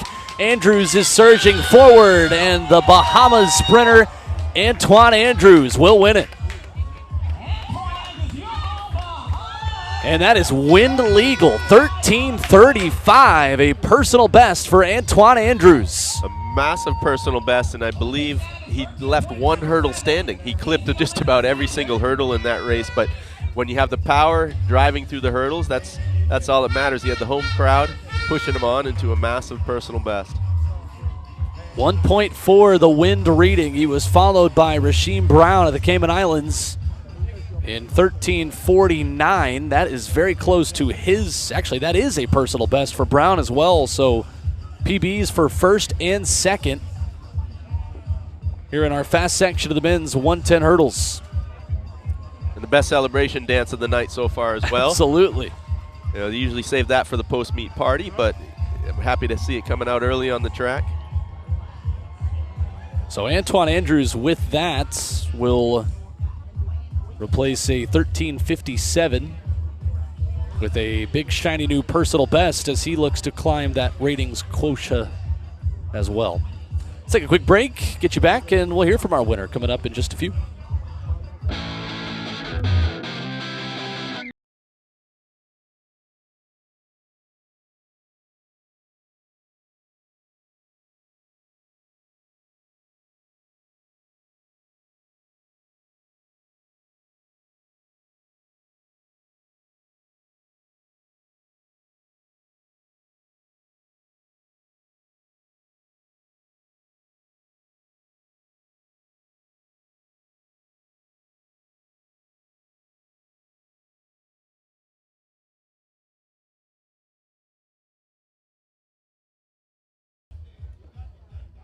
And you're right, Paul. Every single hurdle went down. Yeah. One of them popped back up. Like, I've been through so much adversity during the outdoor season. Wasn't consistent with times. And to come with you, I run a legal PR. It feels so good. And we're happy for you. Our nationals is in 2 weeks, about 2 weeks or so. So what are you hoping to do there at nationals? Go to Paris. Time to qualify. I feel like that race just actually boost up my confidence. Now the time to go back and train, watch the tape, see what errors I made, and let's correct it.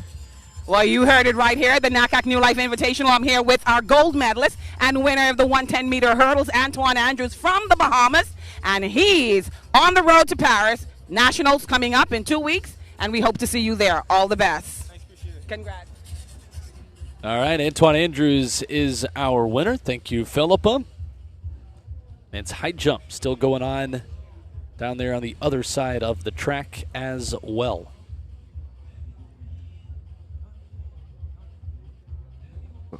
Well, we don't have the results over here of the high jump, but based on the time between jumps, I'd say Donald Thomas is the last jumper. We're going to try and get word from down there about what the height is that he's jumping at. But a very accomplished jumper in his day, still very talented. I remember last year at the New York Diamond League, he's 39 years old now. So last year at age 38, he snuck the win at the New York Diamond League. Incredibly impressive.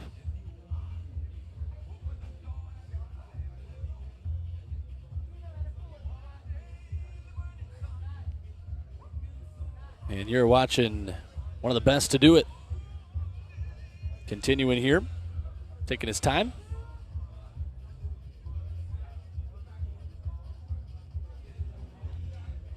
I can't tell from here if those are high jump shoes or not. Right. I was just looking at the exact same thing. Yeah, let's go back downstairs to Philippa.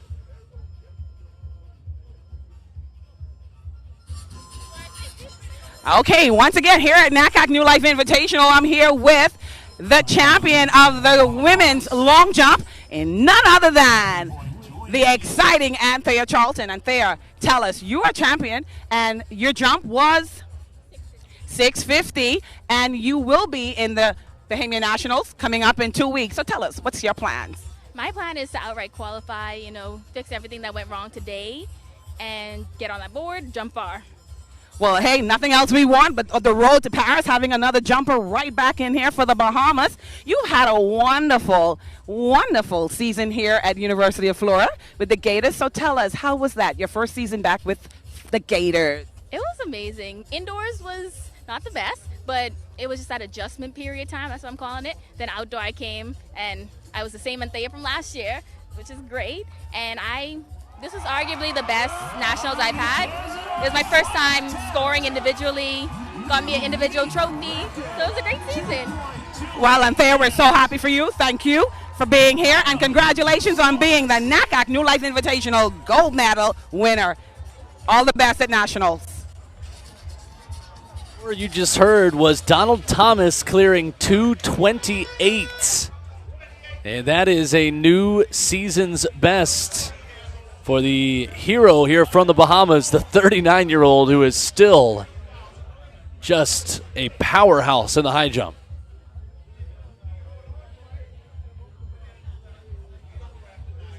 So a season's best for Donald Thomas over at 2:28. This place exploded. Yeah, great jump for the old man. It's coming up on 40 years old and still jumping that high. That's incredible. Like, of all the events in track and field, as you age, other than the triple jump, I think high jump might be the hardest one to keep going at. So it's even more impressive that he's able to do that at this age. Should give inspiration to Lolo Jones, right? Yeah, absolutely. Yeah. So Donald Thomas will continue to take all the time he needs, and I love the conversation here between competitors. Like I said, there's Luis Joel on the phone, probably talking to his coach or something, but he's the guy I told should be the mayor of Puerto Rico or governor of Puerto Rico. He's loved by everyone and supports everyone. One of the coaches was talking to me about him earlier this week and saying, Joel is out there always coaching his competitors, trying to help his competitors. He sort of has a decathlete mentality. These decathletes are talking to each other throughout the day, 13 hours a day out at the track. They become really good friends and really close, and they genuinely support each other. And Joel sort of takes that mentality into the high jump, which isn't common. No, it certainly isn't. And you see Donald Thomas taking a look at the video right there, and obviously that has become the norm at the college level, at the high school level, at the pro level, of the immediate feedback of what was good, what was not, and I think he's going to see a lot that he likes there at 228, the way he was able to get over that and get close to his, or really just demolish his season's best. It was 221 coming into this competition from this year. Yeah, impressive improvement. You know, he always lifts his game for the home crowd. So Thomas 14th in that ratings or rankings quota for the Paris Games. And there's Louis Joe coaching him, as always. I love it. Yep.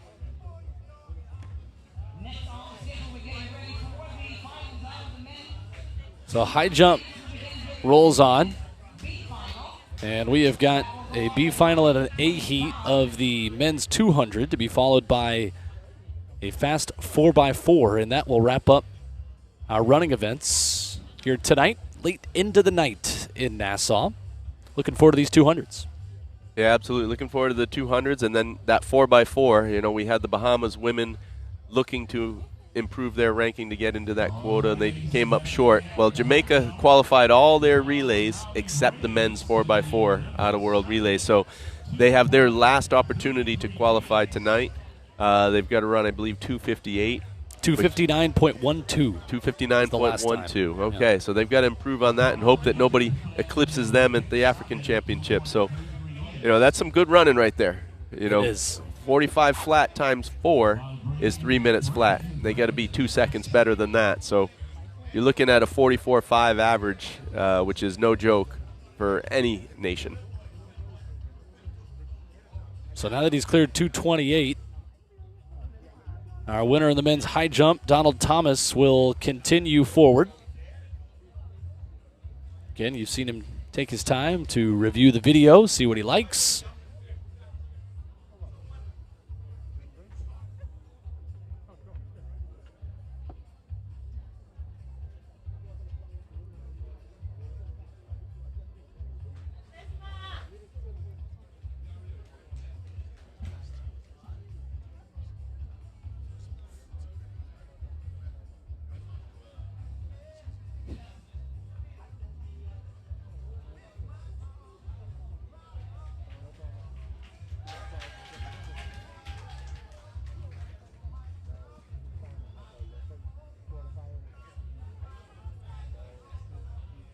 So the high jump is the Donald Thomas Invitational now. Yeah. Well, you know, Donald Thomas loves the attention on himself, and especially in front of his home crowd. Last year we had this event in his hometown of Freeport, and they came out to see him jump, and he was the highlight of the show again. I believe he jumped a season best there last year as well. So, you know, he's a guy that likes the limelight. He's had it for many, many years for the Bahamas. As you said, 2007 world champ. That's many years ago.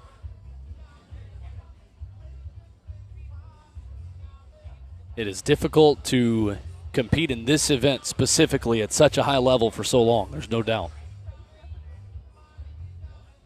39 years young. That man right there. Yep. I would have to think if he decides to jump next year at the age of 40, he will destroy whatever the Masters world record Absolutely. is. Yeah. They'll be calling Lolo Jones about what that's like. Yep. Yep. You know, there's been quite a few athletes, even Caribbean athletes. Chandra Stirrup ran into her 40s as well, one of the best sprinters in Bahama history, one of the Golden Girls, or Golden Goddesses, the 4x1 champions. I remember back in the Sydney Olympics, Pauline Davis was 34 years old and the oldest on the team, and Chandra Stirrup was making fun of her, calling her grandma. Yet she ran to age 41, wow. 7 years beyond what Pauline did. Goodness. So.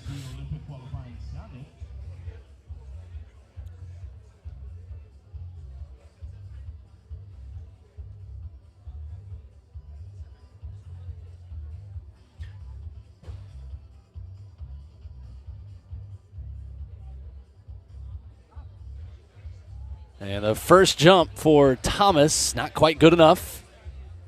As that bar goes up, we're told, we believe, to 233.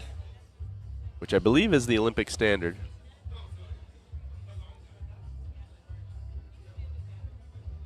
Which very few people in the world have hit that 2:33.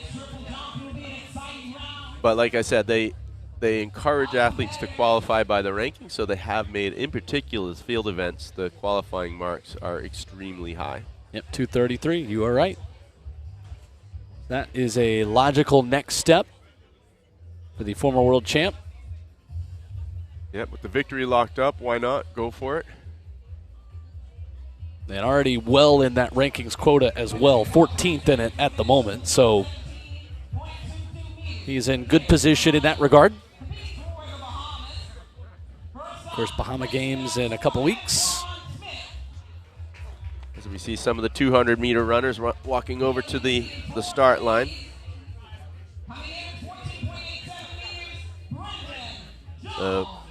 Puerto Rican Jose Figueroa there, looks like approaching lane 4, is actually the NACAC New Life Invitational record holder.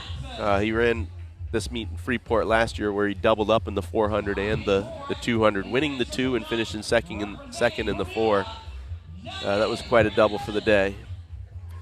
But looking to find that form that got him the victory last year again here. So in the B section of the men's 200, that will go first. Anthony Adderley, Najee McBride, Jabari Michael Kinsu, Wanye Bell, Jonathan Farina, Ashani Smith, Brian Lamage, and Stephen Newbold. A full house of 8, and the best season's best in this field belongs to Ashani Smith of Jamaica, who will be running in lane number 6. Yep, Ashani Smith is one of the trio of 3 Jamaicans coached by Michael Frater at the Dynamic Speed Track Club.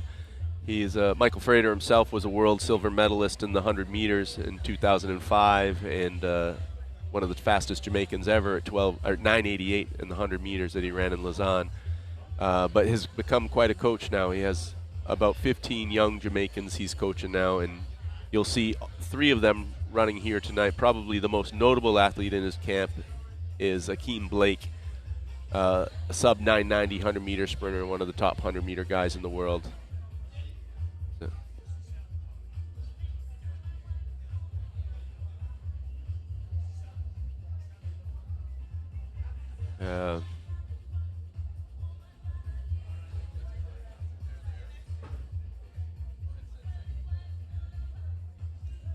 So the Section A runners have made their way down to the track.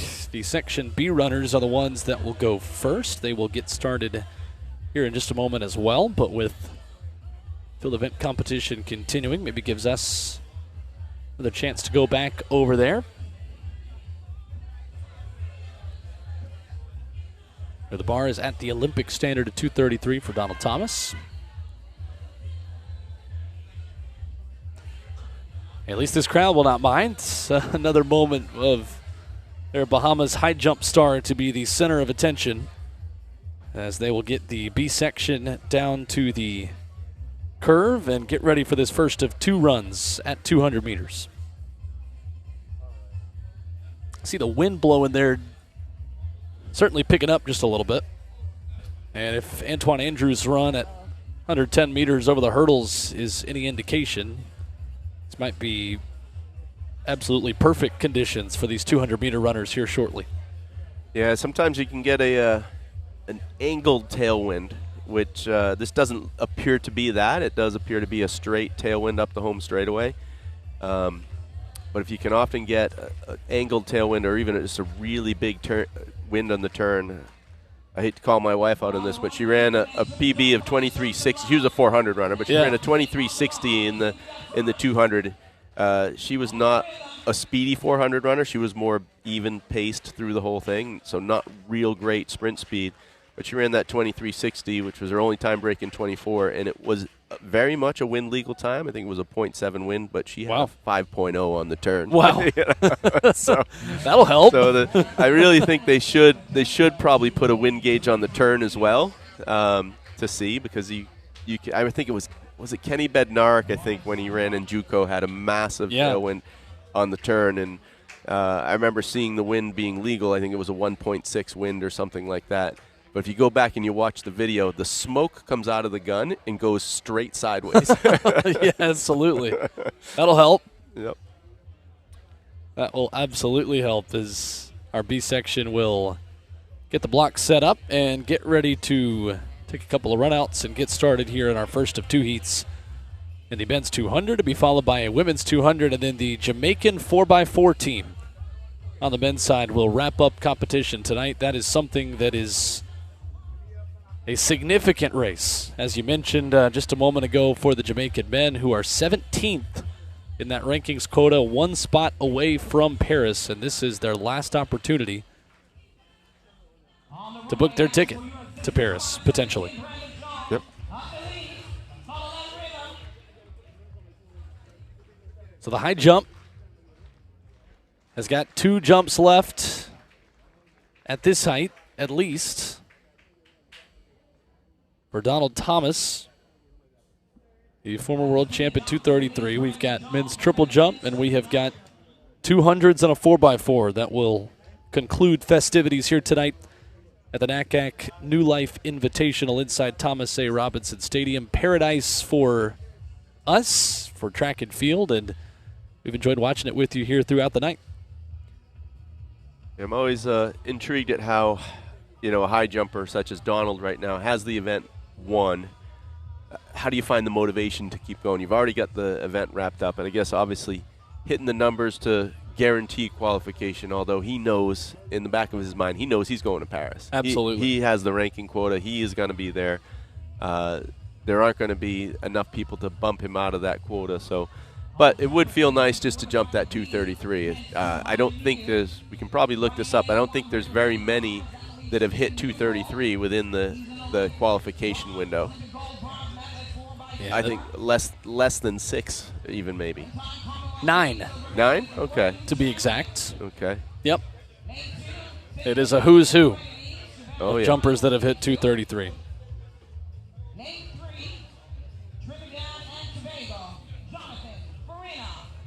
So now we're ready for the first section of our men's 200.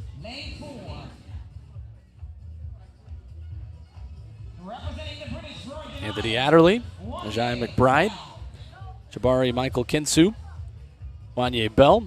There is Jonathan Farina, Shawnee Smith, Brian Lamage, and Stephen Newbold. Yeah, it's a great opportunity for 2 young Bahamian athletes in lanes 1 and 2. Based on travel issues and whatnot, and just athletes pulling out of the competition, we ended up with 2 open lanes, so we called up the 2 local boys to come in and get an opportunity to race.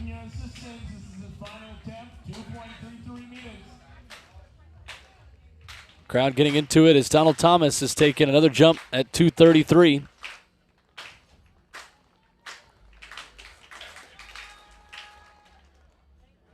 And is unable to get it. If he had gotten it, this place would have absolutely exploded, no doubt about it.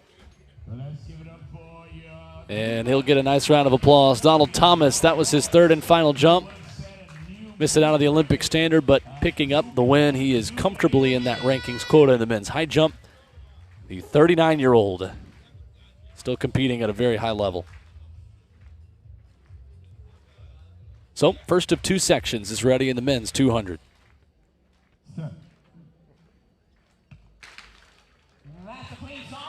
Clean start. Lane number 5, Jonathan Farina of Trinidad and Tobago is out quickly. Ashani Smith of Jamaica side by side with him running in lane number 6.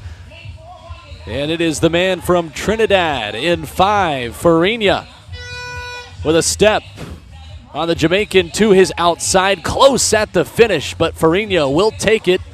20.8 the initial reading. Oh, quite a bit faster than that. 20.69 for the win, and it's got to be a personal best, I would think, for Smith. 20.73 in second place. Real good finish. It looked like Farina was going to run away with it in the last 30, but Smith fought back hard and stuck with him. So Farina, it is a season's best. For Smith, it is a big personal best. The top 2 with great times. And our first of 2 sections in the men's 200.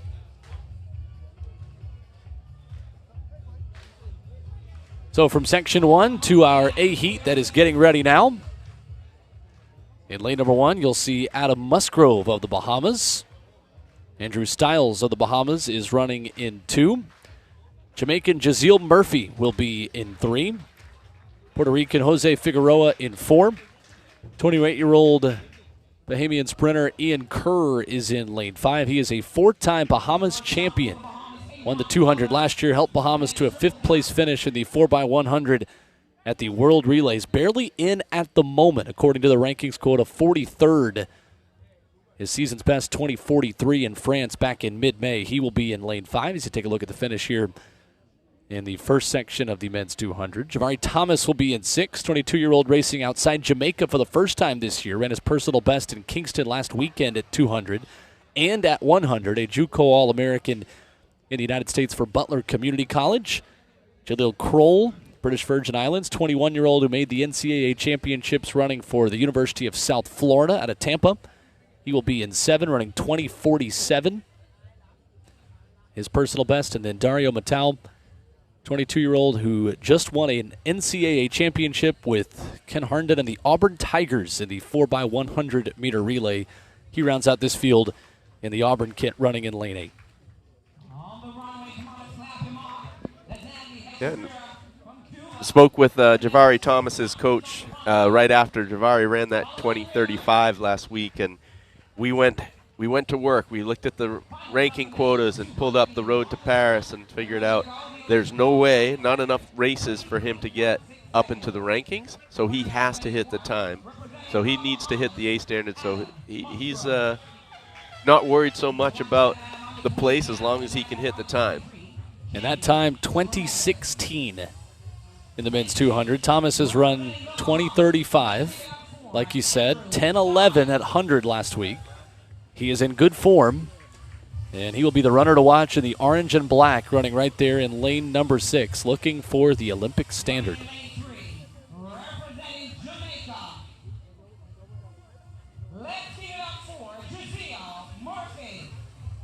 So you hear the stadium introductions here for our runners.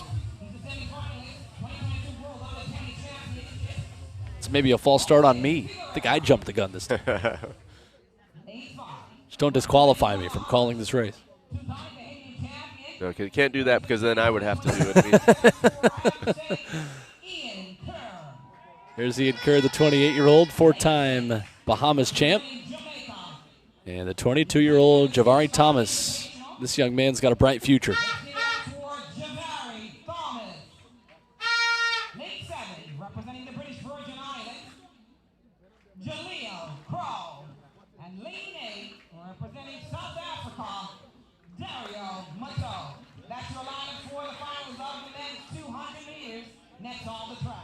So this is the final in the men's 200.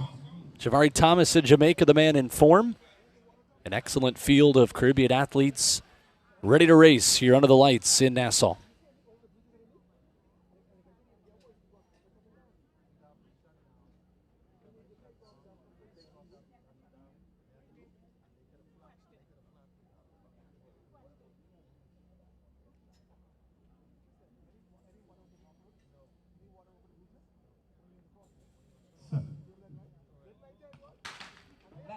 And a good start out of the blocks for Jevaughn Thomas, looking for that Olympic standard in the 200 of 2016.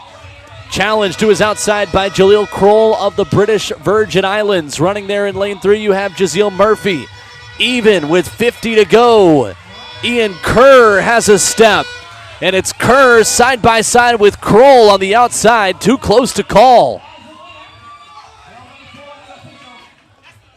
2041 plus 2.2 wind. It's Kroll at the finish. Who got it?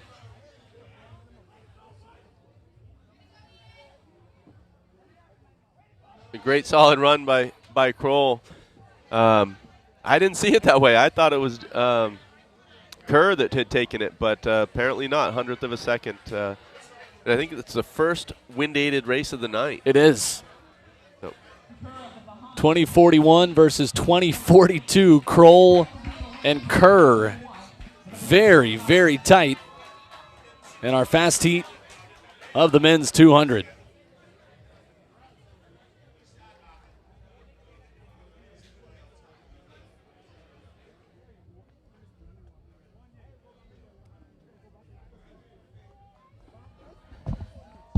So that wraps up the men's 200. The women's 200 is on deck.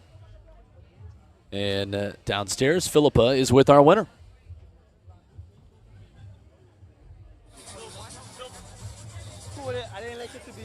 Okay, so I'm here at the NACAC New Life Invitational with our champion in the men's 200 meters. And this is all the way from the British Virgin Islands. Kroll, you just won the 200 meters. Tell us, how do you feel? Your trials is coming up this Saturday. And so what's the plan on the road to Paris? Just keep scoring points. I have been running well, but just gotta score the points. The time isn't coming, so the points have to get it.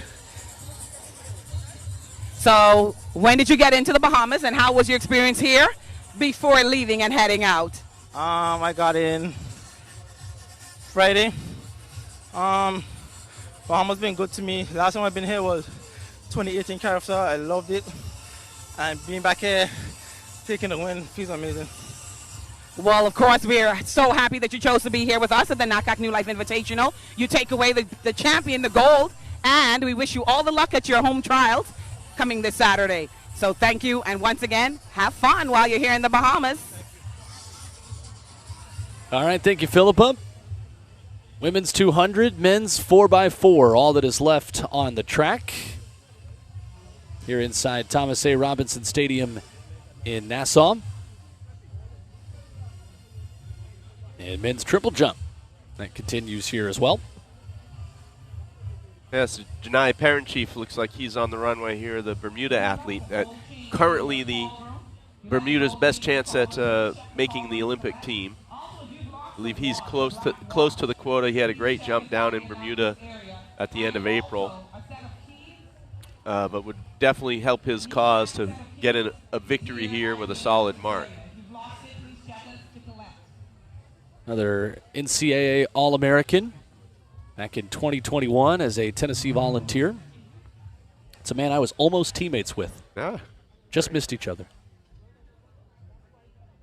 And I know he now trains in Arkansas with a great batch of professional athletes, a lot of jumpers coached by Travis Gephardt. The best of the best. Yep, absolutely. All right, crowd getting into this. And the women's 200 is in the blocks with Nia Richards, Cheyenne Demerit, Fiordaliza Cofield, Ayana Stiverne, Lauren Rain James, Cecilia Tamayo Garza, Printasia Johnson, and Beyonce DeFreitas. Women's 200, our final individual event of the night. And Lauren Rain James is running well, running in lane number 5. They make the turn. Printasia Johnson of the Bahamas is out there in lane number 7. And in lane 5, Lauren Rain James of the United States will take it, the 24-year-old in her third 200 of the year with the win. Looks like a 22.92 flow, 22.91 rounded down. Very impressive run by James. She took that from the blocks, ran a great turn, held her speed all the way through the finish. It was a good, impressive run overall. Cecilia Tamayo Garza in second, and Rain James with a new season's best, displacing the 22.95 she ran back on June the 2nd up in Canada. An excellent run here to wrap up the NACAC New Life Invitational on the individual event side.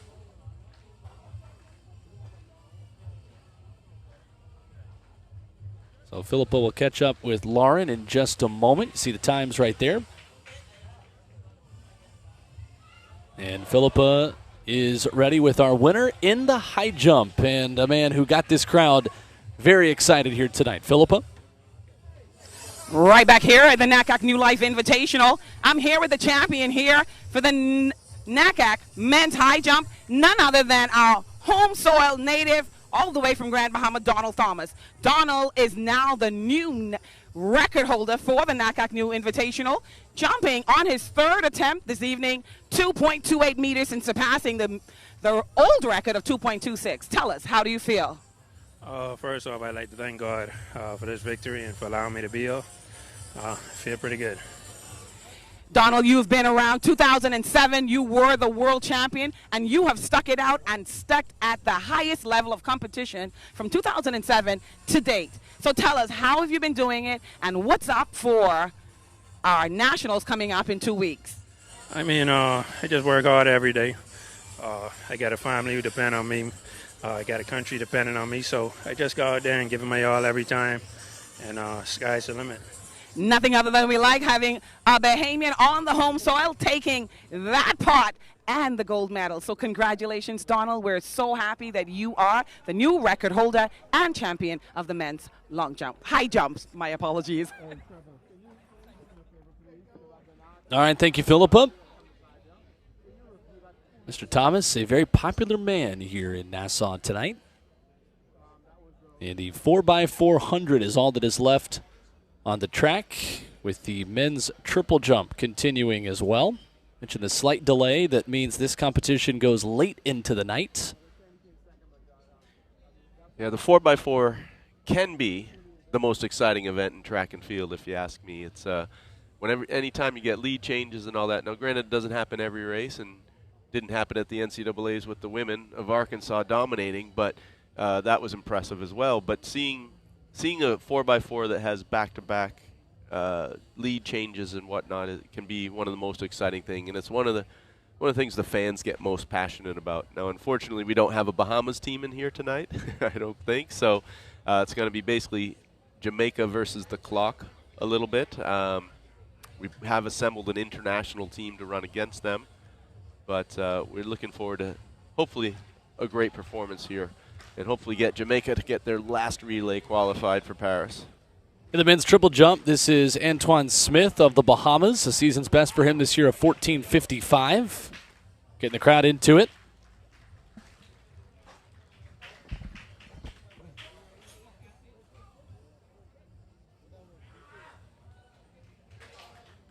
And Antoine Smith will watch the board here. Looked content with that one.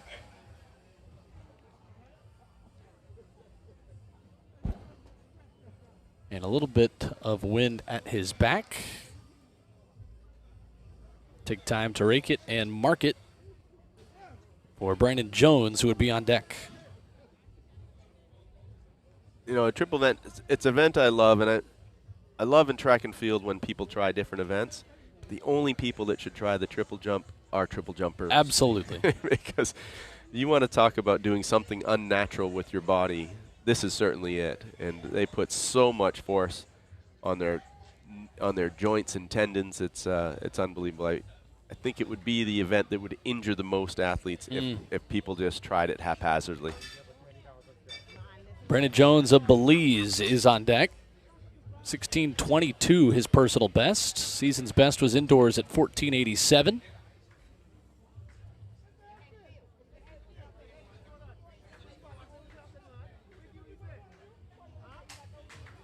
And here comes Mr. Jones.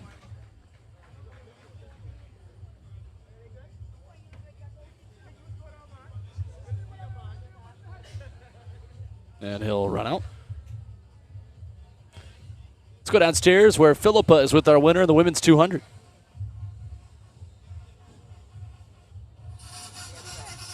Okay, once again here at the NACAC New Life Invitational, I'm here with Lauren James, Rain James. Lauren, you are the champion here at this competition. Tell us, how do you feel about the Bahamas and the time that you just ran? I love the Bahamas. It's so amazing. It's great weather. But I'm just so grateful to God and to Jesus for allowing me to be here. And after having so many years of injury, for like 5 or 6 years, this has been my first healthy year back, and I'm so, so grateful. So I'm just happy to be out here. Nothing more than thanking God for that great health. So what's next for Lauren? And we're going to wish you all the best with that, of course, but tell us what's next. Just running some more meets, getting back into shape, and then get ready for World Championships next year. So we're going to see Lauren at World Championships next year in the 200 meters. Congratulations, and thanks for choosing to be with us here at NACAC New Life Invitational. All right, Lauren Rain James, a happy winner here tonight in the 200. is Jalen Jackson, who just jumped in the men's triple jump. And that should bring up Janai Parent-Chief next. And training in Fayetteville, Arkansas.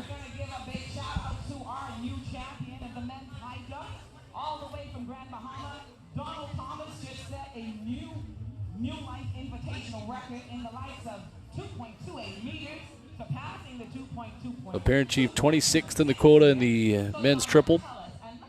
Jevaughn Powell of the Bahamas has a personal best earlier this year at 1660. And Andy Echevarria of Cuba, the two-time Cuban champion, is in this field too. A great men's triple jump group of 6.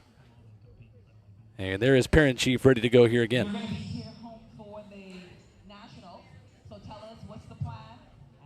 Yeah, this is poetry in motion when he hits a big one. And he'll ask the crowd to help him.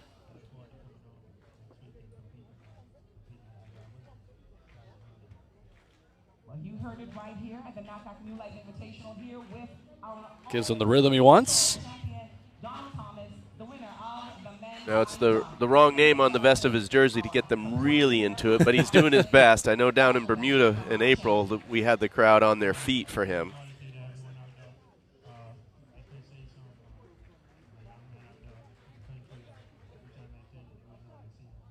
Oh. An extra step. Yep, a couple extras. It's not the quad jump, it's the triple jump. So he'll go back to the drawing board before this next one.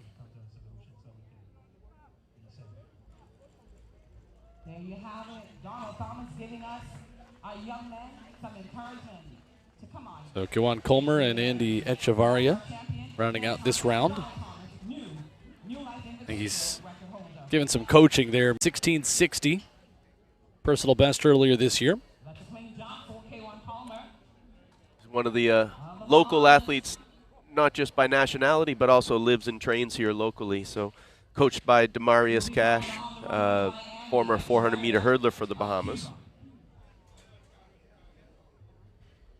Wait to see what that mark was. And Andy Echevarria, the Cuban champion, will be next.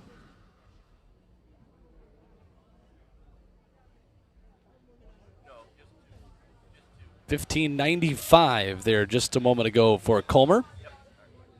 And here's the Cuban champ, Echevarria.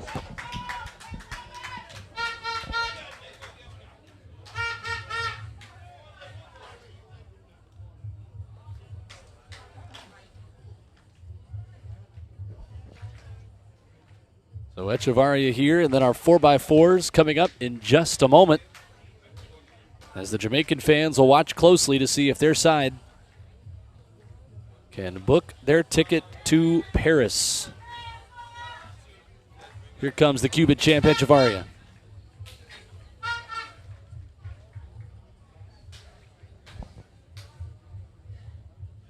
And the red flag for the Cuban. I like the one orange, one white spike there. Stylish. Yeah, you always wonder, is that by choice, or did you leave one at home? As a junior in high school, I had my left one was green, my right one was blue. I thought I was world championship level. I certainly was not. All right, so the men's 4x4 is all that is left on the track here tonight at the NACAC New Life Invitational.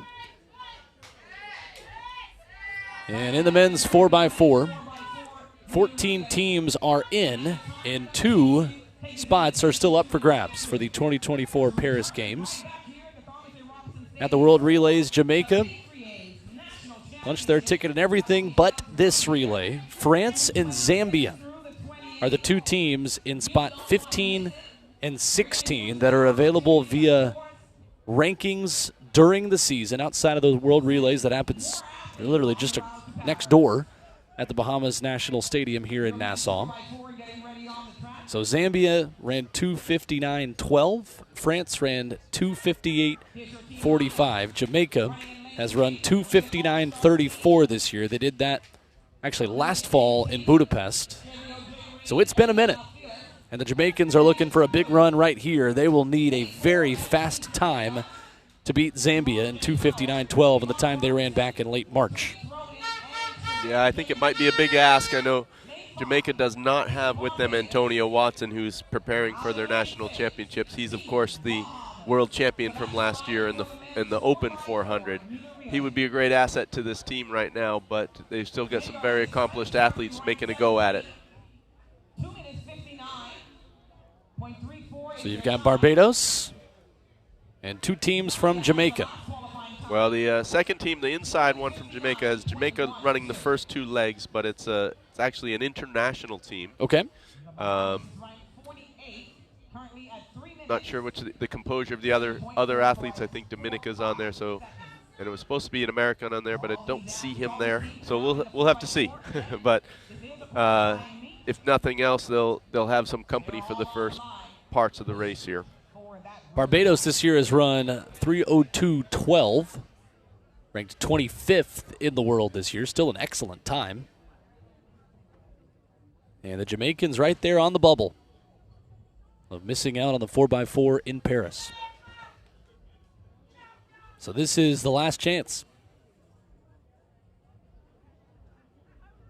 And it has obviously been a pro-Bahamas crowd all night, but the horns and the Jamaican flag are still very much in the building. Absolutely.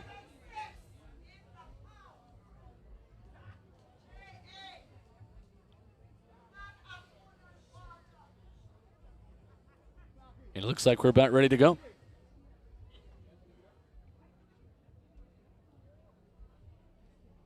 So lane 4 is the Jamaican team, full Jamaican team, running against their countrymen on the first two legs.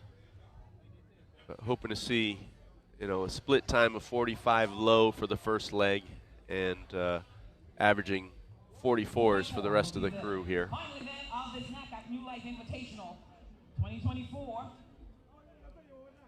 Thank you once again to all of our sponsors, as Thompson Trading and JAAA, the Ministry of Tourism, of course the government of the Bahamas, the Ministry of Youth, Sports and Culture, to all of our volunteers.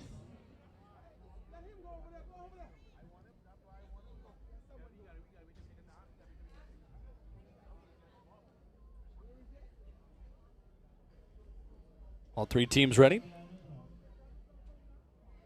So is the starter. On your mark. Here we go. 2:59.12 of Zambia. The time to beat. France 15th place this year at 2:58.45.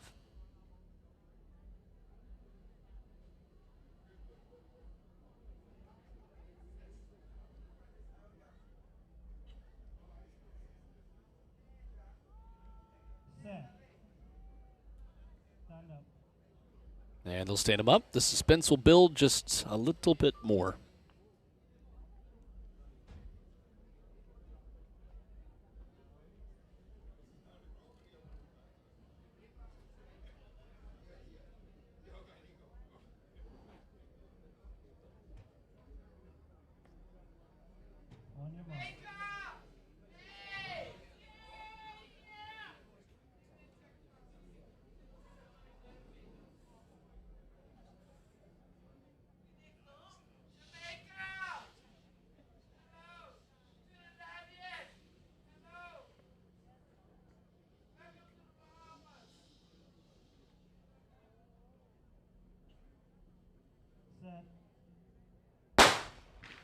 And here we go, a race against time for Team Jamaica, ranked 17th on the outside looking in at the Paris 2024 Games at 2:59.34. They need 2:59.12 to punch their ticket for now. Seem to be going out at a good pace, 20.9 or so at the 200 mark. Very solid start for the first two. And again, that's Barbados on the outside, Jamaica's A team in the middle, and an all-star team that is on the inside. You hear the horns as the Jamaican crowd tries to push their team forward onto Paris. And through the opening leg, so far so good. Yeah. About a 45 mid split on the leadoff leg, which is exactly what they need. So Barbados following behind Jamaica, the all-star team of multiple nationalities, in third. And at some point here, Jamaica's going to have to motivate themselves just a little bit. This will get tougher as they continue to gap the rest of this field and run by themselves.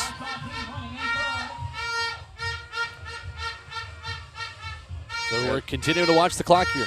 Yeah, they'd be looking for about a split time to be under 130 at the halfway mark, but they look to be right at that, or just about, maybe a hair over 130 right now. About 129 high, maybe right over 130 for Team Jamaica.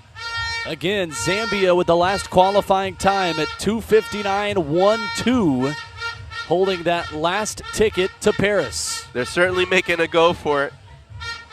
Beautiful first half of this leg here for Jamaica. And this is going to be close. This is going to be close. We'll be on the edge of the seat here for this one. They're putting themselves in position to hit this time, that's for sure. So Team Jamaica is trying to go from paradise to Paris.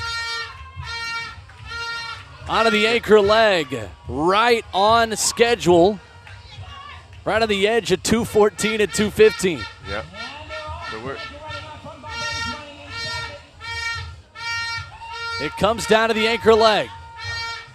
2:59.34, the best time this year for Jamaica. They will send every other relay to Paris. Can they send this 4x4 as well? Into the final 200. They need 2:59.11 to knock Zambia out.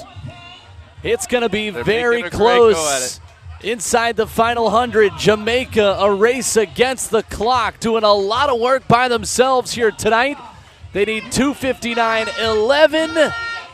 Oh, and they're close. Just outside of the time they needed. Looks unofficially 2:59.78, but boy, what a go. They made a great run at it. Mad respect to them running that essentially solo. 2:59.75, just off of Zambia and best off of their best time of 2:59.34.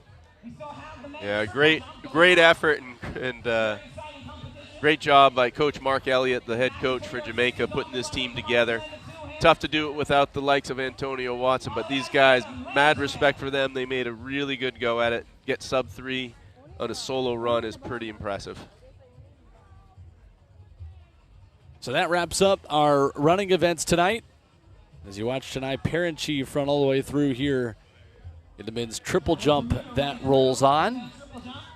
Paul, we opened the meet talking about how this was an Olympic trials for a lot of Caribbean nations, a lot of smaller countries, and a big chance to rise up the world rankings. We saw some big names from these Caribbean nations do exactly that. Yeah, absolutely. And I think just going from memory and what I witnessed, I think Sage Walker, Alana Jurkic, and Paula Vasquez each helped their causes here tremendously. I think it set them up to make the Olympic team. If they did not have this meet, none of them would be making the Olympic team. They now have a good chance, and this is the reason we put this event on, give these athletes in the NACAC region the opportunity to get to Paris.